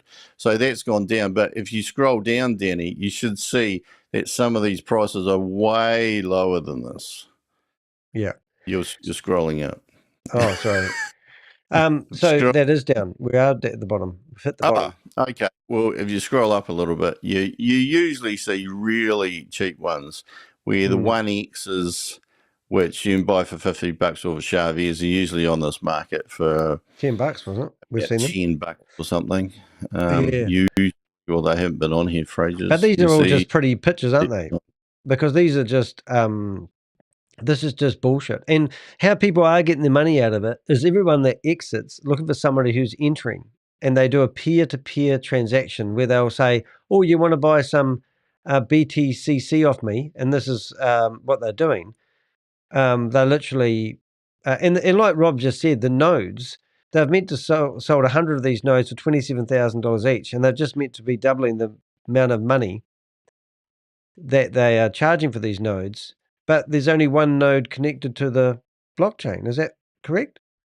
That's exactly right. They've taken money for nodes and validate. Well, they've taken staked BTCC, 1,000 staked BTCC, 1,000 staked BTCC for a validator, and they were taking what, $27,000 for a node, was it? And that was Yep. going to go up to maybe 54,000 or something. But as you can see, there's only one node that operates that entire blockchain according to their own data. Susie might be an are inside they person here. Susie knows everything. doing it? Susie's going USDT TRTC20. Don't know what that was referring to. Stakes are selling your USDT at a premium. Sharks, sorry. You might not be there anymore. The Russians might buy all the cheap miners. And nodes are now selling for $54,000. So that's pretty amazing. Anyway, that was just back to going. I know Rob's been following this. He did tons of videos on it and lost heart halfway along the line and didn't know what color razor blade to pick out. So he decided to remove most of the depressing videos he had on his YouTube channel that were basically exposing, because we come to the conclusion that people don't really care what we say because they think that we're either YouTubers trying to make money from clicks, or we just have got some problem. Or some people say to me, "Oh, you've just lost money in a scam before, and you're going after." I've never lost money in a scam, but the MevBridge here. I have, but only on a laptop. Well, I actually did. I paid my car registration while I was talking to you one day on the phone, didn't I? And lost money. Yeah. All right, so let's have a listen to this one. And this is a summary. The MevBridge cross-chain project is an innovative solution designed to address some of the most pressing challenges in the blockchain ecosystem today. By facilitating interoperability among different blockchain networks, MevBridge cross-chain eliminates the isolation that often hampers efficiency and stifles innovation. This project also addresses the significant issues posed by miner extractable value, MEV, providing a fairer and more efficient transaction environment. God, there's issues I didn't even know of. So that was the presentation. Yeah, and just letting you know that if you scroll around that marketplace, and wasn't there something happening to that marketplace where you could only stick your miner on there if you disconnected it from the node, which means it's not mining anymore. So that was a disincentive. But some of those prices went way down, and I can see now that there are 10. Well, here's one. There's 10x hash 12614 is $109. So that would have been $500 at retail. So they obviously can't even sell it at $109, but they would have paid $500 to have gotten it. Yeah. Hey, do you know my Pulse token I got given? $160. Things now pulsing. It's $1,541 is today's price. It seems to be stable at that at the moment. But look at the charts over the last 7 days. It's been going downhill. But if you look over the last month, this one token, which is I don't even know if you can get these tokens back to the real world. So that's the last 7 days it's been in the green. And then if you go to the last month, look at that. It got right up to $2,500 a token. And I got given it. Somebody gave me $2,500. Too scared to sell it, though. All right. So now we've got blog, Rob. And this is the part where I sort of have asked ChatGPT. So what I've done, I've got... this series of videos that I'm doing, I'm encouraging people to do their own due diligence. So I've literally this morning, is that a word? This morning? Yeah. Yeah, I think so. So I've gone to ChatGPT and I'll show you what you can do yourself. And this is what I do. So if I come back to ChatGPT and I've got a folder here called MevBridge red flags. MevBridge. Is I saying it right now? Yep. All right. So first thing I do is I come up to the top here. So I want to have full transparency, and anybody can do this, and you might want to criticize me. But I've said, please give me as many red flags as you can about MevBridge, and I've given the website address, and do they have a smart contract, ?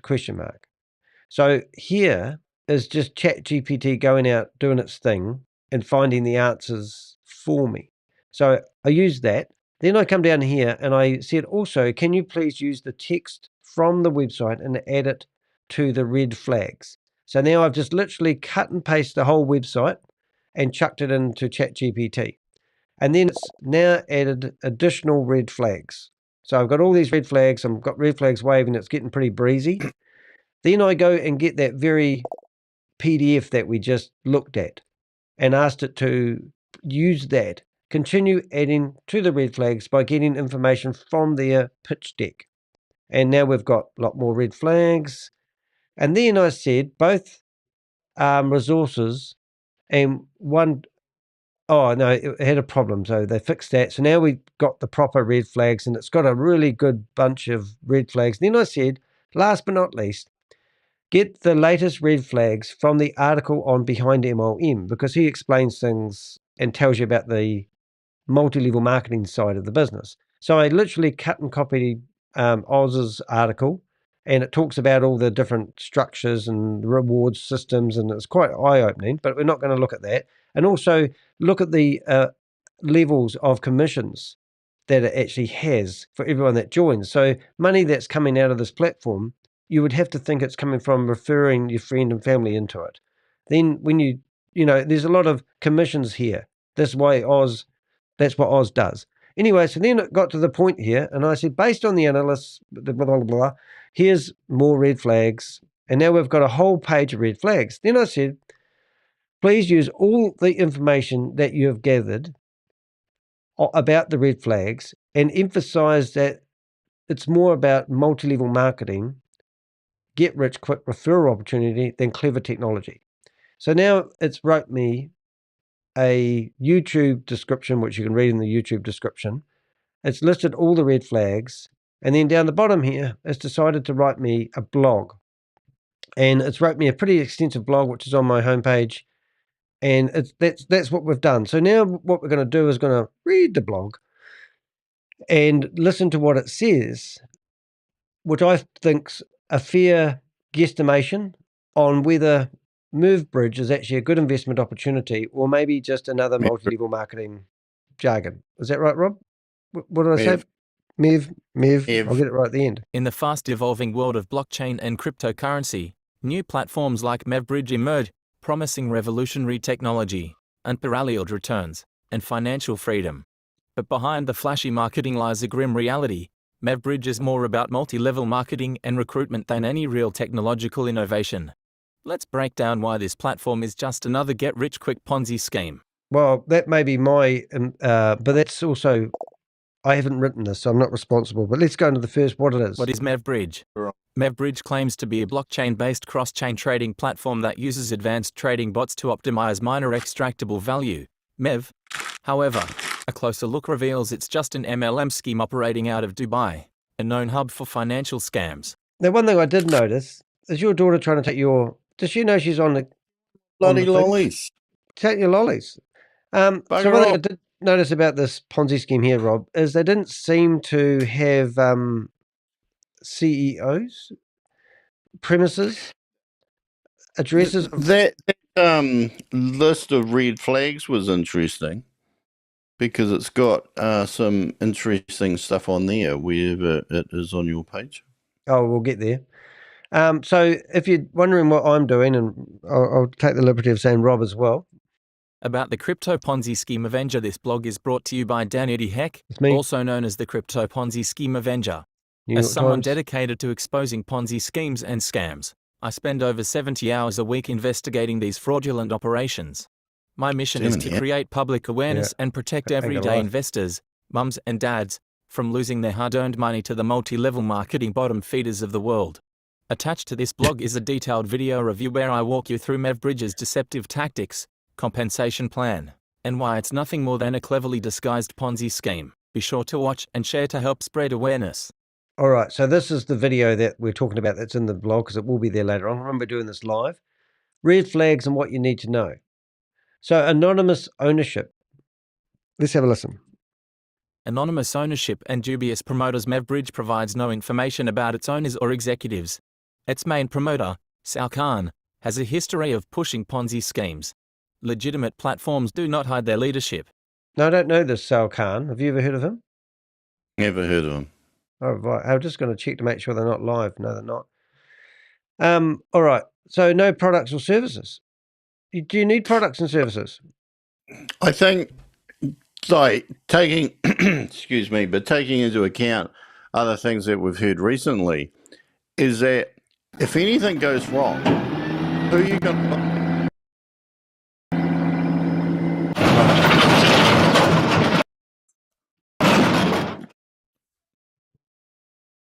Sorry. If anything goes wrong, who are they going to contact? Like, where's Sal Khan? Where's the building? Where's the business? What's their email? Etc. Etc. Etc. Yeah, like, I'd hate that. But you can see them on the blockchain, Rob. But you can't contact them. And of course, we've heard that recently with a variety of other projects. People go, oh, but how come I can't contact? Well, the whole time, up until everything fell over with a lot of these projects, it is the first time these orons... I just got to take pixelate. You keep talking. It's the first time these orons who stick their money in actually have asked themselves the most basic question: where are they located? How can we contact them? What's their phone number? And one of the crack ups, this is an absolute crack up, is when you're watching all these conversations unfold on social media, and someone said, "Oh, I'll give you their WhatsApp," and you go, oh, "For fuck's sake." That was like Hyperverse, though. When they had all the problems, all the leaders were telling us they had meetings with leadership. And then when it all went pear-shaped, they said, oh, we just have a WhatsApp group and we talk to the leaders there. Yeah, which probably isn't true either. But the fact of the matter is, imagine if you went to the Bank of England and they said, if you've got a problem, send us a WhatsApp message. I was watching Trillia Media the other day, and those guys said delete Telegram, delete WhatsApp. It said every single person on there is running a scam. And I thought, well, that's a fair statement. I'd actually delete Facebook too if I had my way. I think that's... you also told me a story of a friend of yours that found himself on a dating app. I was trying to tell Lisa this earlier on today. She's listening. Yeah, that was an amazing story. Do you want to tell us about that? Yeah, I'm just trying to remember how that worked. We were a person had there was a person who came up to a friend and they said, I see that you're on a dating site. And they said, no. And they go, oh, yeah, it's you. It's you. And they pulled out, I don't know, the website or app, whatever it was. And it was something, it was called something like Academic Singles. And apparently there was a profile on there of this person I know who had never been on the site. So they had trawled all of the information, probably off of Facebook, they reckon, because the photos were the same as Facebook, auto-generated a profile on this app. And for all you know, like how many of those profiles weren't real? And so... obviously all of them. Unless they send out a photographer for your mate and you didn't realise he's been taking photography photos for his profile. That's incredible, though. Isn't that tell you? Conversation with a bloody computer at the end who and you only know when you turn up to meet them for a coffee the first time. Hello, how can I help you? Well, that's their romance scams, and that's all these places that they have. All right, let's go. No products or service, pretty straightforward. No products or services. The platform has no tangible offerings. Affiliates are paid to recruit others, making it a textbook pyramid scheme. Yep. So it's all about recruitment and outrageous return on investment claims. Promising daily returns of up to 2.3% capped at 600%. MevBridge dangles impossible gains to lure investors. These rates are not just unsustainable, they are outright fraudulent. Well, think about this for a minute. They're claiming to have these returns on investments on bear markets and bull markets. So what the hell? A guaranteed 24 hours a day, $370, whatever a week. They're capping them off And at it doesn't 600 matter times.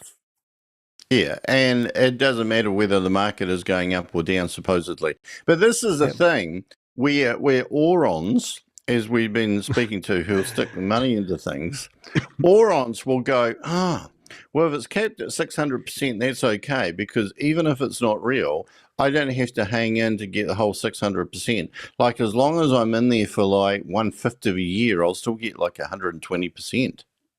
Because I'm I remember it was actually Clinton when I used to work in the shared office space.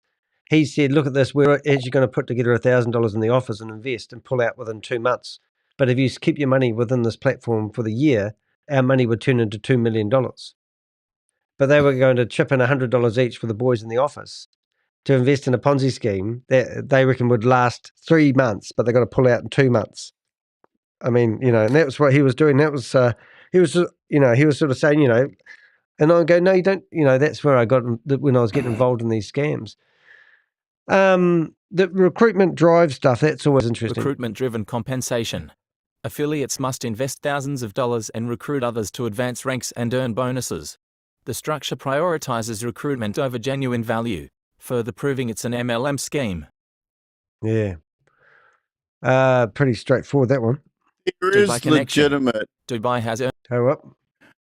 There is legitimate marketing out there where you do go and spread word of mouth, and you can get like a kickback bonus and stuff like that, because that for many businesses is a legitimate way of increasing their customer base. But the thing is, you're not getting tiers. So, for example, if Rob were to introduce Danny, he might get 10% off of his next account, or whatever, or 10% of whatever Danny spent. And that would be fine, because that's actually sustainable for the business.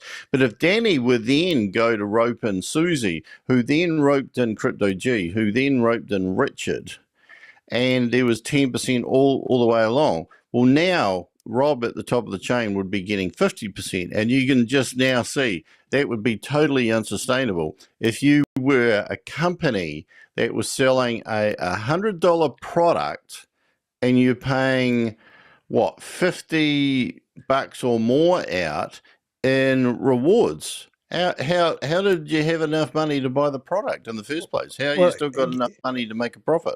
You get a piece of paper, right? And you cut it in half, and then you cut that half in half, and then you cut those halves in halves and halves, and then before long you can't cut them up anymore. That's kind of the same sort of. Yep. Yeah. Oh, and the other one too, a lot of people, we have this argument with quite a lot. Well, the banks don't give you any interest. Because the bank doesn't give you any interest on your money, you'd rather give the principal to somebody you don't trust, hoping that they're going to pay you more money out of your principal that you don't think about. I mean, this is the reality of it. People don't ever question what's happening to the principal. You put $1,000 in the bank and you come back 12 months later, you can get your $1,000 out. And I have this argument with these people, and they go, oh yeah, but you don't get any interest for it. And I go, yeah, but you get you keep your $1,000 in the bank. Oh, but then the inflation rate's going out of control. And I go, yeah, but it's a dumb argument. And that's in a worst case scenario outcome as well, because I can remember years ago when I first took out a home loan, and a conspiracy theorist friend of mine was talking about haircuts. And I'd never heard of taking a haircut, but a haircut is where under dire circumstances you may actually lose part of your principal if the bank collapses, or there's this, I can't even remember all of the change of events that would have to happen. But the thing is that if you go across the world and work out what percentage of investors would ever take a haircut, it is infinitesimally small. But people who are trying to promote BS online are going to take the exception to every rule and go, oh, this is happening everywhere. Bullshit. It's not. It's not. It is not. And as we've got our famous article here, Dubai's alleged crypto scams are ranking in the billions. The next paragraph is quite fitting. Dubai Connection. Dubai has earned a reputation as the MLM crime capital of the world. Any company operating from or tied to Dubai warrants extreme caution. It's like saying Maldives, Marshall Islands, shell companies, all this The stuff. Seychelles. I'll say that again with that stuttering. The Seychelles. Seychelles by the seashore. Panama. Oh, Panama, that's right. Forgot about that one. No evidence of Islands. external revenue. MevBridge claims its trading bots generate revenue but provides zero verifiable proof. The only observable source of income is new investments, which fund payouts, a clear Ponzi setup. So the whole funny thing is, Here's a question for Flat Panther. MevBridge claims its trading bots generate revenue, right? Trading bots. Why do they need money? Why do they need fresh funds from anybody? They can go and trade it. They've got trading bots. To run a trading bot is a negligible amount of computing power or electricity. Why do they need money? well, that's a good point, actually. I think that's a fair point as well. Because the way I look at it, Rob, is if they haven't learned about compounding, that might be it. Maybe that's it. Well, take Boomerang. On Boomerang, they were selling all of the licenses, right? Why did they sell licenses? They're selling licenses to generate income. Why do they need income? Because they could have actually taken all of the licenses that they sold, created them for themselves, and gone and traded with that, with the arbitrage trading, if it was real, and generated all of the return that anybody investing was going to get. Why would you sell a license if you had that? We even had in communication with, who was it, CoinMarketCap or CoinGecko or somebody, that you had developed that technology, you would never ever license it out. You know what happens if you don't listen to Rob? You get smarter. You put in jail. Got that? I've obviously got a few new tricks that I've just. Do you want to see her again? But- Okay, if you insist. Oh, I want to meet her. Oh, she's under my desk. Yeah. Oh, Yeah. what's she cleaning? I don't know. I don't know what to call her though. It's like No, under your desk. oh well, it's not I'd call cleaning. it It's polishing and cleaning is two different things. Oh, okay. Right. In traditional trading scenarios, you deposit money with a broker and trade your own capital. You don't have a person trading your own capital for you, unless you're in a shared portfolio, perhaps. Yeah. So Susie's saying that we need a blockchain address as well. So anyone that got any information on this, show it. Yeah, because this is obviously what they're claiming to do is changing the world. This is actually a disruptor in the whole crypto industry. This is groundbreaking, amazing mother effing shit that they should be sharing, more evidence. And this should be just going great guns. This should just be going off the Richter scale. Yeah, they're taking a theory and they're turning it into a project, but it's a bit like arbitrage trading applies, infers that there's no cuts anywhere. And that one recently where there was arbitrage trading on sports forgot that the platform that they would have to have traded on are actually taking their cut. So whilst arbitrage trading in theory is quite possible, you've got well, depending on the platform, maybe a 5 or 10% swing that you've got to account for over and above to actually profit off of your arbitrage trading. And with all this stuff as well, we're seeing how much the gas fees are and various transaction fees are. So you've got to make enough money on all of that trading to account for that and then some. Yeah. The funny thing is, with the boomerang arbitrage trading, is 65% of the money that got paid in for the $500 license, which is $325, goes off to the affiliates. And the rest of it is used to generate what they claim was 3 times the return on the investment within a 24-hour period. So the $500 that you pay, they're claiming that you can make $1,500 worth of arbitrage money if you work like a beaver. However, you're not using $500 to trade. You're actually using $175 to generate $1,500. So they were saying at one point that you would be trading and making 12x your money every day from using $175 worth of $175 worth of the money left in the kitty after they've paid off the affiliates. So the affiliates are making the money. Yeah. And the key ridiculous. point in there is that Xavier's came out and said, if there's not such and such number of trades per day that are successful, I'll refund your money. Well, even if there had been that amount of successful trades with a number of licenses, it still wouldn't have meant anything. As it was, they gave up on it. Then they said they'd refund all the money. Carl said, well, you can't do that anyway because you paid out 65% of it, of the USDT in affiliate rewards. And we don't even know that the affiliates even got that reward because they used to have to go up the hill with a little pail of water to see what they could get in there each day, but that's a different story. But the key thing is that now that the refunds actually happen, the refunds didn't happen in USDT, got refunded in something that is basically worthless. Nobody's got $1 back from their $500 or $10,000 licenses. Did you they can actually use. Did you see the screenshots that Susie posted this morning? I didn't see anything, did he? Oh, well, there was a lady who was complaining. It's actually quite worth having a look. But basically, I did look.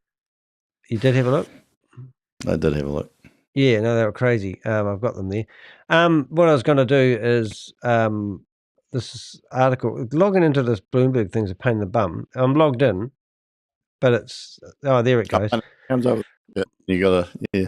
I know, you have to log in and then refresh the page and get past all the advertisements. That poor guy put $135,000 worth of pounds into his life savings. But I think out of this 15-page PDF that we actually had a look at, the most exciting part was the part where they showed our friend Jarvis Anwar, which the only reason it's got his name in there is that.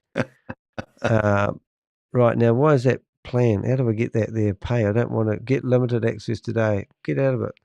So that's Jarvis, right? And then when you listen to how he's claimed he's got 120 workers, these are the claims these so-called CEOs make. So there's no proof of anyone working for him for a start. He claims that he's working with Visa. And who is Vera? VARA is the regulatory body of possibly the Emirates. Right. So in here, we've got Visa who said in a statement that they have no relationship with him. And that whole point there should be the whole article. That is it. Visa said in a statement that it has no relationship with 9Pay, and yet 9Pay is a credit card. Where did that come from? Is a credit card supposedly linked to Visa, and Visa say, "Nah, don't know anything about it." Yeah, and if you go to 9Pay and look at this, these are only available in a pre-sale because he said he had to get the cards reprinted because they didn't like the idea of having crypto on the credit card or debit card.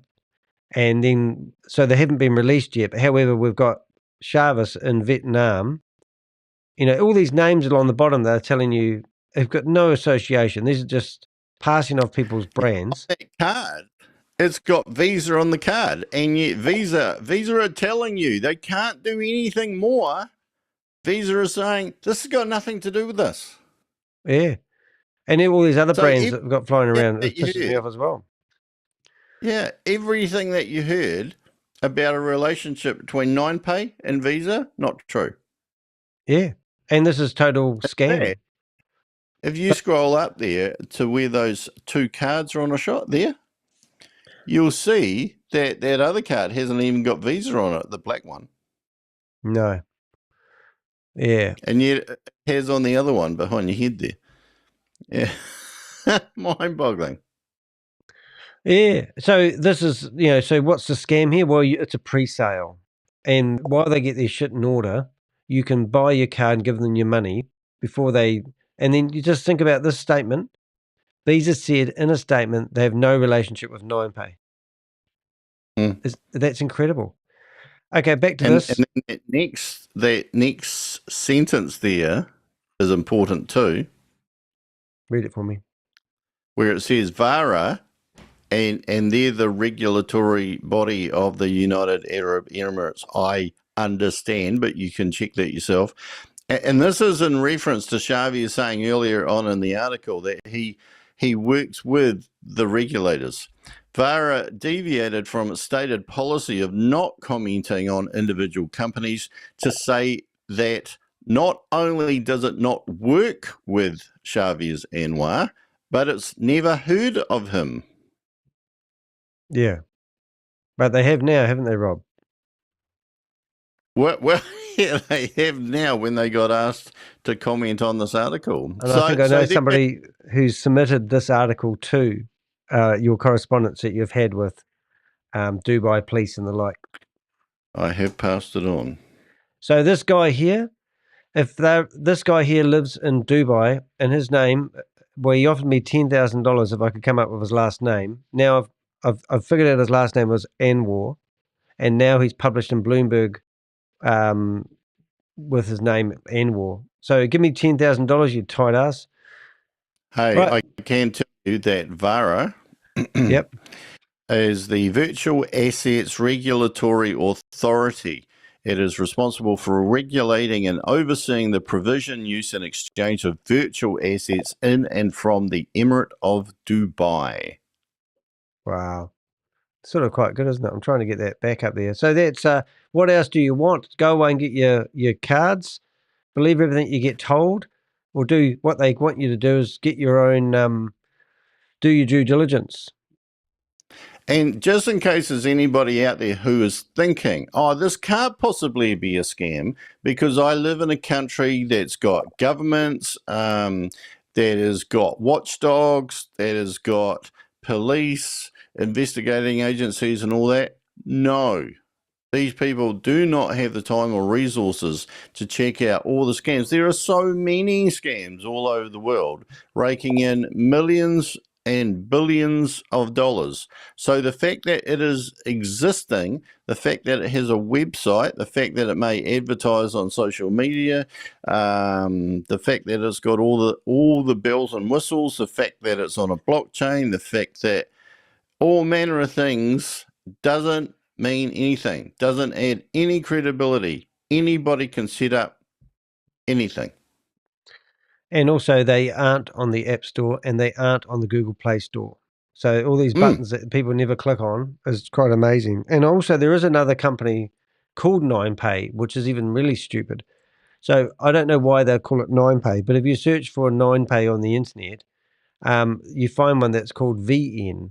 So one letter different in their domain name. And this is a Vietnam.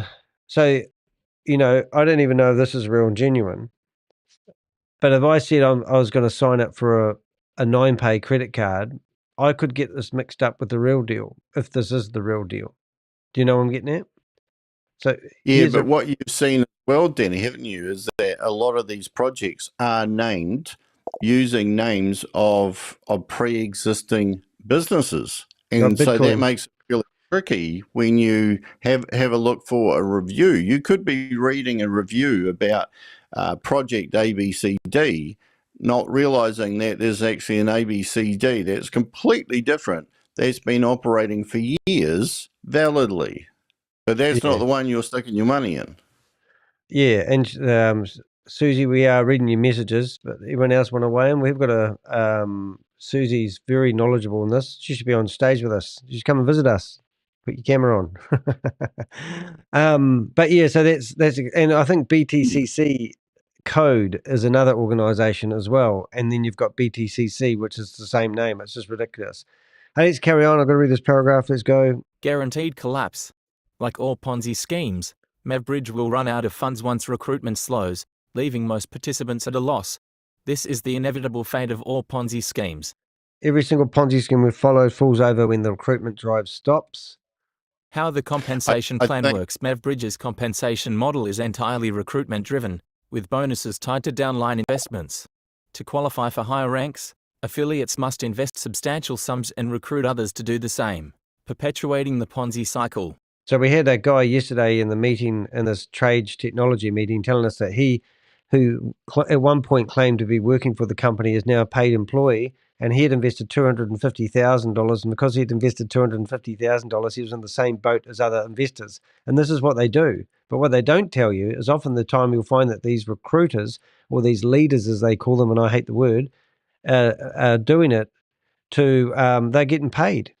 They'll get paid backhanders of cash to promote these things to their communities. And then all their claims of losing money is all bullshit, and you can't prove it because they don't want you to know the truth. It's ridiculous. Susie thinks I'm funny. That's good. I might be chatting to myself. Anyone else want to weigh in? Right, and we've said this before, but we'll read this one again. Examples of the compensation plan. Alpha plan.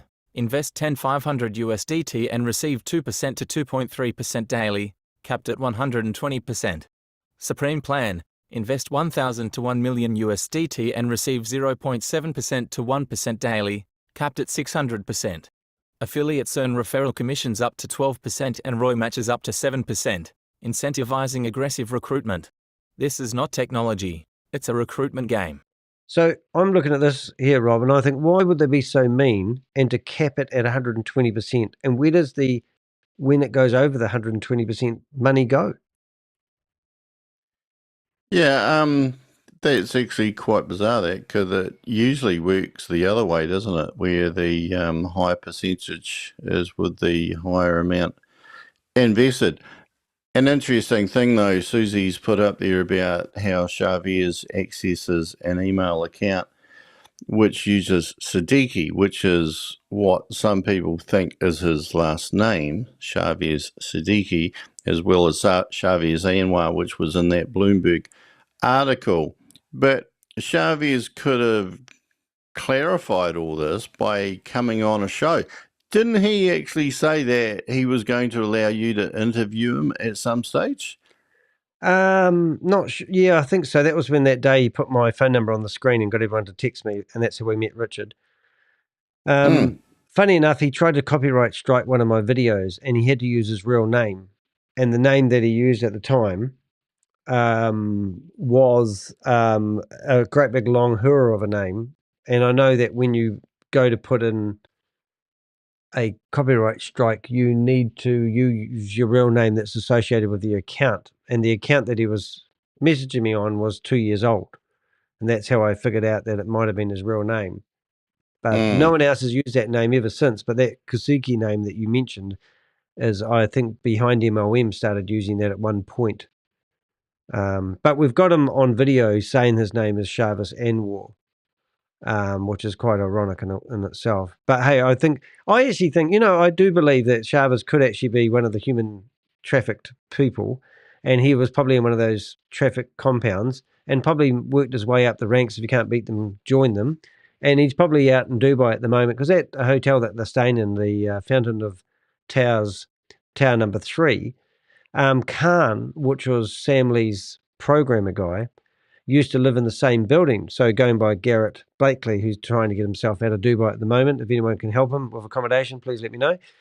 But what I'm getting at is, if, let's say, Shavis is working for the cartel type networks and he's working under duress and he's just decided to go with it rather than having a life in a compound, then how do we know that his name is not somebody else's confiscated passport? He could be any identity, and that might have been why he actually said, "You'll never find my name, and I'll give you $10,000 if you did," because he knows his real, genuine name's been stripped off him. I mean, hypothetically speaking, we are talking about, major criminal networks who are, enslaving people in these buildings to work at promoting and marketing these scams. And You know, we've seen it with the romance scams, pig butchering. How do we know that these scams that we see coming out all the time that these leaders are pushing aren't produced out of these scams? And this dating thing that Rob was just talking about. I mean, somebody's gone through Facebook and grabbed everyone's images, profiles, and created dating profiles and using AI to chat to people. And this is local to New Zealand. So, you know, are these platforms not all coming from these new compounds? And they'll take it to another level. I mean, romance scams are only going to last for a wee while. It used to be the Indian call centers. But now I'm wondering why all these guys, the YouTubers that go after the call centers, aren't actually going after the people in these Zoom meetings. Anyway, getting off the target here. Oh, I can't believe that you'd ever do that. I think the key thing, coming back to Chavez, is that your reference to knowing Chavez's other name, Chavez Anwar, was from what, Stable DAO or Stable Opinion, Hyper One, wasn't it? Hyper One. So go through all of the things. Hyper One, Stable DAO, Stable Opinion, Boomerang, We All Satoshi, and now you've got Dodo, 9pay, whatever else there is. How many have made money in the way that they said they would make money? Or none, yeah. None at all. There's his name there. That's where they reckon his name could have been. Yeah. Oops. There you go. So that's one word of it. There he is. He's coming out saying he's Chavez Anwar in that video. This is when he was working for Sam Lee. And I think, yeah, so that's where he claims he's working for Hypertech Group. That's who I think's behind it all. And I think I did actually have, boy, I own him on the internet though, don't I? If you search for his name, if that is his name, he's buggered, isn't he, really? Yeah. Yes. Worry about that. Yeah. I mean, you know, like if you listen to this is quite eye-opening. Venues and calendar dates will be shared very shortly with all our early birds and achievers. My official contact details will be shared with all level 9 and above achievers very soon. So I can't wait to communicate with our top leadership to understand the needs and gain more momentum on the ground. I will be congratulating all our top achievers very soon in person. So journey doesn't stop here. After finishing my scheduled meetings in these 3 countries, I am flying over to Malaysia, Thailand to meet and greet our leaders. Coming 2 months are going to be full of energy, commitments, exciting announcements around the corner, a big market momentum to take Hyper One to next stage has already begun. Hyper One, wealth transfer like never before. See you soon. Wow. That's just one of part 3. That's why I picked up that one. It was just out of a search engine. All right. Let's just carry this on. This is quite fun. Why MevBridge fails the Ponzi logic test. If MevBridge's trading bot could generate 69% monthly returns, its owners would simply use it privately to amass wealth. The fact that they need external investments proves the returns are fabricated. Boom. That's so true, eh? I mean, why would you spread this to the masses? I think you mentioned that earlier on. 68% returns. Friggin' heck. The bigger picture. Scams like MevBridge prey on people's financial hopes and dreams. They promise the impossible while leaving victims in financial ruin. By exposing these schemes, we can protect others from falling into their traps. Yeah, and that's and basically in conclusion, I think we'll just do these last paragraphs. But MevBridge isn't a groundbreaking blockchain solution. It's a get-rich-quick Ponzi scheme disguised as innovation. Its reliance on recruitment and realistic returns and lack of transparency make it clear this is a scam waiting to collapse. If you've been approached to join MevBridge or know someone considering it, warn them now. Together, we can stop these MLM predators from ruining more lives. Watch the full review video at the top of this blog. You'll find a detailed video review where I, the Crypto Ponzi Scheme Avenger, expose MevBridge's deceptive strategies and outline the undeniable evidence that this platform is a scam. Watch, share, and help spread awareness to protect your community. Well, that's basically another breakdown of another scam, to be honest. It is quite tiresome. I've done, I don't know if that's a word, but you can see on the right-hand side here, I've got other videos of other opportunities, but I just thought we'd do one. But we're probably going to get Flack Panzer coming back, and he's probably going to say, oh, but, you know, you don't understand, blah, blah, blah, blah, blah.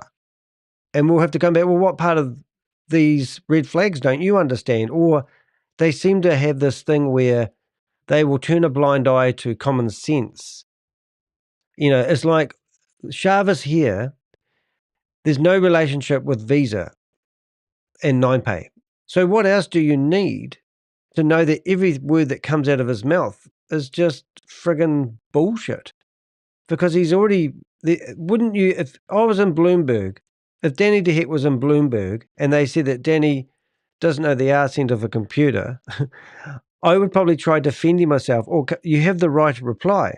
Now, this particular article that you're looking at actually has been updated because Sam, which was incarcerated, has come out and said that he's out and it's business as normal.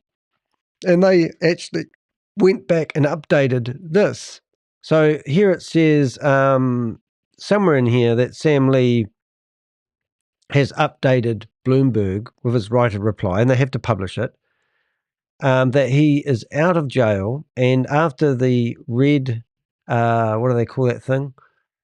The Interpol red notice, he decided to hand himself in to help with questioning in regards to Hyperverse or whatever they wanted to. And then he's now been released from prison. So he went in there, they locked him up, theoretically going by what Sam Lee's saying, for at least 7 days. And now he's been released and it's business as normal. This is ridiculous. I don't even know if I can get normal. No, it won't even let me figure it. A few months ago.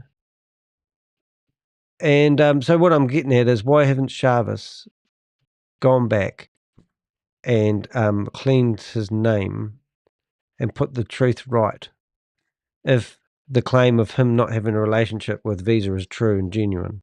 Wouldn't you put that right? Yeah, he's been interviewed for the article, so he knows about that article. It's not like he can say, "Oh, I had no idea." I missed that. So he's posed for that photo for Bloomberg. Yeah. How did she find him? She must have. I told her where he was. Hold on, if you scroll. Well, the interesting thing is, if you contact Alex Layton, he or she will be able to tell you exactly where that photograph was taken. Yeah. Well, I know where it is because I've seen the ornaments in his apartment. So I think he was at home. I didn't realize he actually got interviewed for this. Yeah. Oh my goodness, Danny. Scroll up one paragraph. Yeah. Or maybe it's down actually. It could be down. Scroll down. So it says Chavez Anwar, a young former Lee protege, Sam Lee protege, who helped develop stable DAO and has taken over where all Satoshis from Lee, says he now has 120 employees working on various projects, some on a company called Bitcoin Code. This company supposedly allows investors to do their own crypto mining from his luxury apartment in a suite of condos overlooking the Burj, that's the Burj Khalifa. Yep. He also underlooking. Don't think anything overlooks the Burj. He also just introduced a crypto index called Dodo or Doodoo, and don't do doo-doos. That's what you tell your dog. And a crypto credit card called NinePay that he claims is supported by Visa Inc. And far from being an enemy of Vara, he says he often consults with the agency pro bono, that's free, offering his insight into the crypto ecosystem. And this is a quote behind your head, where it says, people like me, we have been very friendly with regulators. He says, we want to help them regulate properly. And then further down the article, those regulators, VARA, say, we have no idea who he is or what he's talking about. Now, I've watched video clips where he said stuff like this, and I'm wondering if they've actually watched him in a video clip and come up with him. Would they do that? Because I was reading some of the above stuff, and I could tell that they had been watching the videos and taking the statements out of what he said in these meetings. No, I don't believe so. That to me read as if they'd actually spoken to him. Yeah.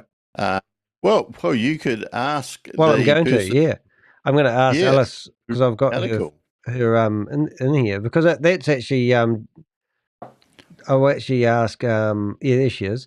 So I'll ask her now, and I'll actually ask her in voice. G'day, Alison. How you doing?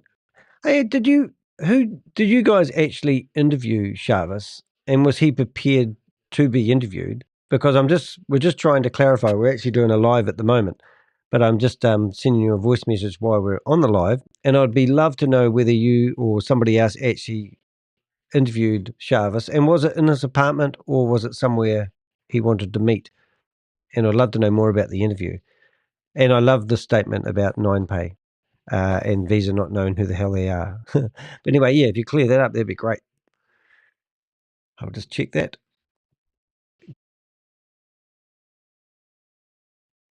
G'day, Alison. Yep. Yeah, so that's how easy. So is it quite neat to be in connection with the... yeah, so I think that's pretty much us done on that Merv stuff there. And obviously 9pay, that 9pay. MevBridge. So we did have a Zoom meeting ready to rock and roll, but no activity there. We have been in Zoom meetings before, not that one. We have been in here before. Yeah. Hey, you going to go? Cool. I have to go. All right. See you, mate. Bye, Rob. Thanks, mate. That was nice to have Rob on here. It was like the good old days, wasn't it, really? I'll just tidy up some of the stuff, get rid of him off the screen. Yeah, so we did have a bit of a play in here before, and I think we caused them so much havoc, they had to shut this meeting down because we went in there and kept forcing windows to pop up and the like. But dort das Kauf- und Verkauf zu tätigen im Bereich Arbitrage. But this is the main guy that we called him Mr. Genevieve. Für ein kleines Schock, ha? Sorry about that. Hopefully that wasn't too long and painful. So, ich werde euch eine Seite aufrufen. But welche Bot nämlich is that all of them? Gut gearbeitet in der letzten 24 all in German, very exciting. But I think I got to the point. Here it is. So I probably shut him down here. This is where it could be it. Das vollkommen passiv. Und das vollkommen passiv. Spam is kannst du uns auch zeigen? Dürft ihr bitte in diesem Zoom wieder... Because you can't hear, but I can hear what I'm doing. I'm actually in the chat room flooding it with he's a scammer, he's a scammer, he's a scammer, he's a scammer stuff. And he got to the point where I think he just shut the meeting down. But yeah, it was quite funny. Have a look. Nochmal kommen. There he goes. Wieder. Komplett neu.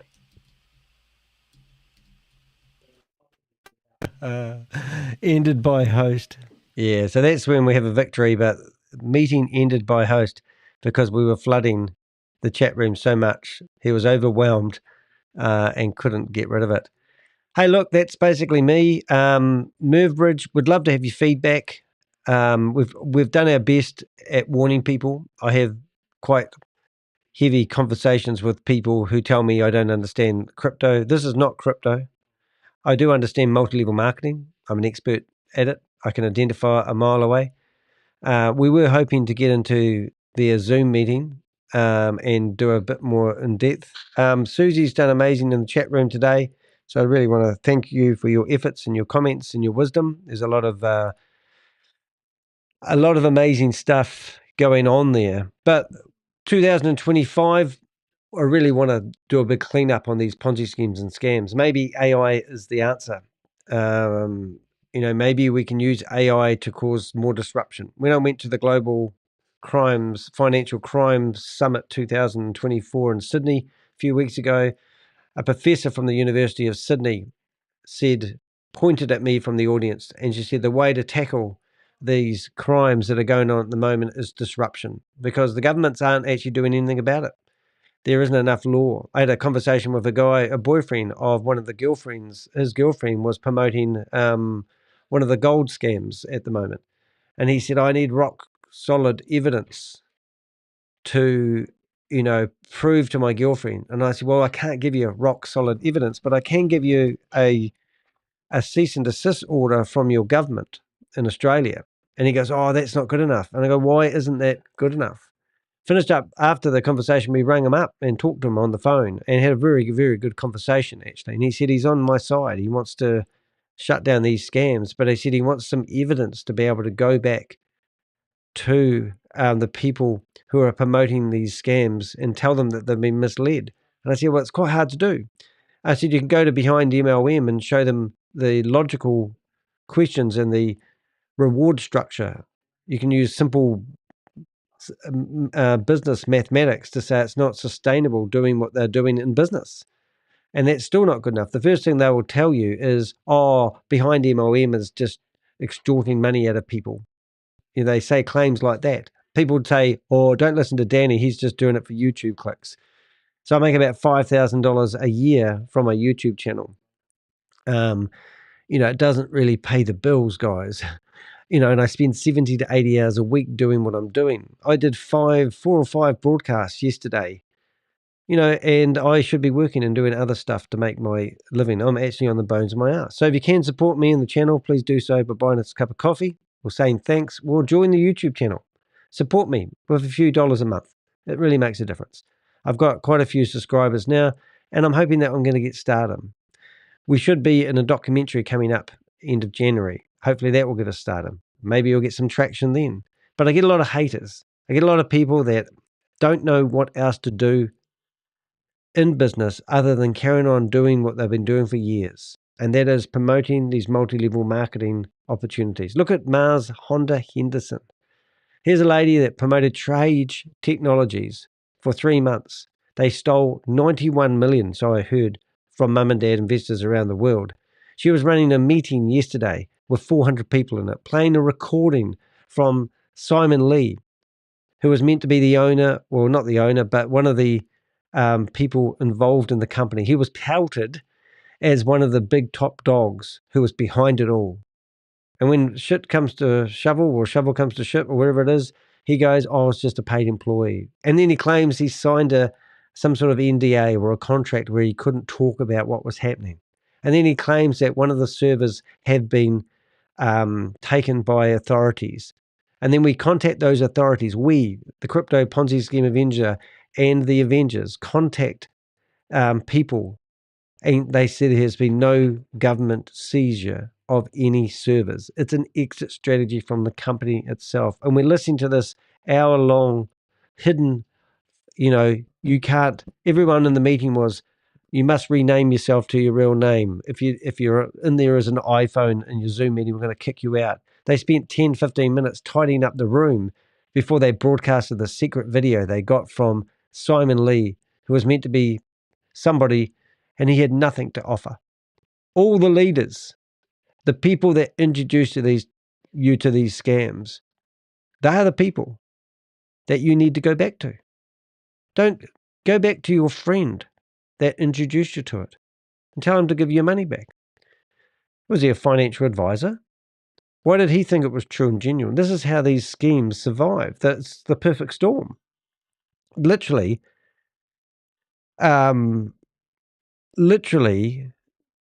people are looking at this. Literally, people are recruiting to friends and family. And when it all goes pear-shaped, no one wants to dob on their friends or family. We had a phone call yesterday from one of the guys who in the Zoom meeting actually did have a phone number. And we rang him and he said, he put far too much money in. Everyone puts far too much money. I overcapitalized it because I thought it was so good. And everyone does that. And I said, who recruited you into? Oh, a good friend of mine. He lost money as well. And then you go back to the good friend. He lost money as well. Stop it. Stop going to the library and reading a good book and then leaving $100 notes or $1,000 notes in the book and then putting the book back on the shelf. It's just a good story. Read these websites. Listen to the marketing material that these people are giving you. It's just a good story. They're telling you that you're going to have passive income. It's going to give you that lifestyle you deserve. You know, the Instagram lifestyle. It's not. It's just going to take your money and cause you more grief. You know, the guy that in the Bloomberg article sold his house for £135,000 and put it into Hyperverse and lost the lot. How do you think he's feeling right now after losing all his money? I mean, are you stupid? No. Are we easily led as humans? Well, we are.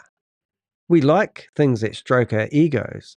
A lot of this stuff is actually called pig butchering. And how it works in the scam world, in the compounds that they house people under duress, is they fatten up the pig. You are the pig. You are the fat pig. They are fattening you up, stroking your ego. They're associating yourself with other fat pigs. And then they fatten you up and they get you so fat that you feel so good. And you're sitting there on the sofa, laying back with your feet in your martini, and life is so cool. They tell you everything that you want out of life. They fatten you up. They tell you you're a good person, you've got great friends, you're part of a great community. They're fattening you up. And then they take you to the butcher and they skin you. They skin every bit of meat off you. They'll take all your money. They'll get you invested. They'll befriend you. They'll put you in their communities, and then they will skin you, and they'll take every single bit of meat off your bone. A guy by the name of Stuart Crane, he's an Australian guy. He wanted to tell his story, and I had him on my podcast and my YouTube channel. He said that he befriended a 25-year-old girl who just had no one else to chat to. He was probably 55, 60 years of age. She said to him that she started showing him her glamorous lifestyle, handbags, trips, travel. She was based here, she was based there. She worked online in the digital world. Then she introduced him to her world and her investment opportunities, her investment portfolio. And she said, I've got another opportunity coming up. I need $30,000. Oh, it's $60,000. It's going to pay 20% within a short period of time. She said she's wondered if he would be interested in going in with her in that opportunity. She put in $30,000. He put in $30,000. He sold his car. He borrowed money from his mother. He sold things around the house because she was suggesting that would be a way of getting money. She sold her car, he said. He sold his car. He got $30,000 in this crypto wallet. He did take $200 out, so he knew it worked. Then he tried to withdraw $10,000 out of this crypto wallet, couldn't get the money out. Then he started to feel a bit suspicious. She came back to him and said, don't worry, it's perfectly normal. That should be approved in a day or two. We've missed out in the opportunity of the $60,000 investment opportunity, but there's another one. It's $65,000. We just need another $2,500, scraping the meat of the bone, isn't she? So then he woke up and he contacted me and said, what's happened? I said, you've been scammed. Every bit of money that you've put into this wallet thing that you could download on the Google Play Store has just taken your money. And I said, it's controlled, the withdrawals are controlled by the people in these human trafficking compounds. And he goes, oh, no. And I said, did you really think that young lady wanted to be your friend? Oh, no. You know, and he said, I'm devastated. I want my money back. How can I get my money back? Well, there's the next round of scam. Anyone, anybody, and I mean anybody, and I've been approached by professional companies claiming that they want to help fight people's battles with class action lawsuits. It's bullshit. You've lost your money to a scam. There's no big pile of crypto sitting there waiting to pay back people because they don't do that. They take the money. We've watched the money. We've tracked the money. It goes from one wallet to another wallet to another wallet. And then they group them all together. They band it together like bars of gold or cash. and then they transfer it all off to Binance and we never see it again. When I went to this crime summit, they told us that they don't even know what these criminals are doing with the money. They've tracked money, they can see the money, it's sitting there. Some people have told me they believe they use it for terrorist attacks or also wars, but the money's been sitting there doing nothing. Do you want to be part of that criminal network? By having a wee dabble in the crypto world, thinking that you can make a few bucks. Like I said, my mate, he knew that if he put his $1,000 in, within 2 months it would turn into $6,000. But in 12 months it would turn into $2 million, unsustainable. So he said, why don't we just put some money in it for a couple of months and pull it out before we think it's going to fall over? Because they recruit other people into it. All the money's coming in, and then it all disappears when the recruitment stops, and the people at the top make all the money. It's not even the people recruiting it in the Zoom meetings that are making all the money. They are just mules. They are building communities, telling people lies, and it just goes on and on and on. I'm Danny DeHeck, aka the Crypto Ponzi Scheme Avenger. Hopefully I've done enough about, as I'm saying, not MevBridge, MevBridge, to warn you from investing in that one Ponzi scheme. I'll go back to investing the other 100 Ponzi schemes that I have on my desk. See you in the next video, and thanks for watching. And thank you to Susie in the chat room and all the other people that watch us in the afterplay. Please do share, like, and subscribe. And as I often should say, there's a button that pops up about now. Subscribe, hit that bell, and you'll be notified when new opportunities, when new videos come out. See you in the next video. See ya.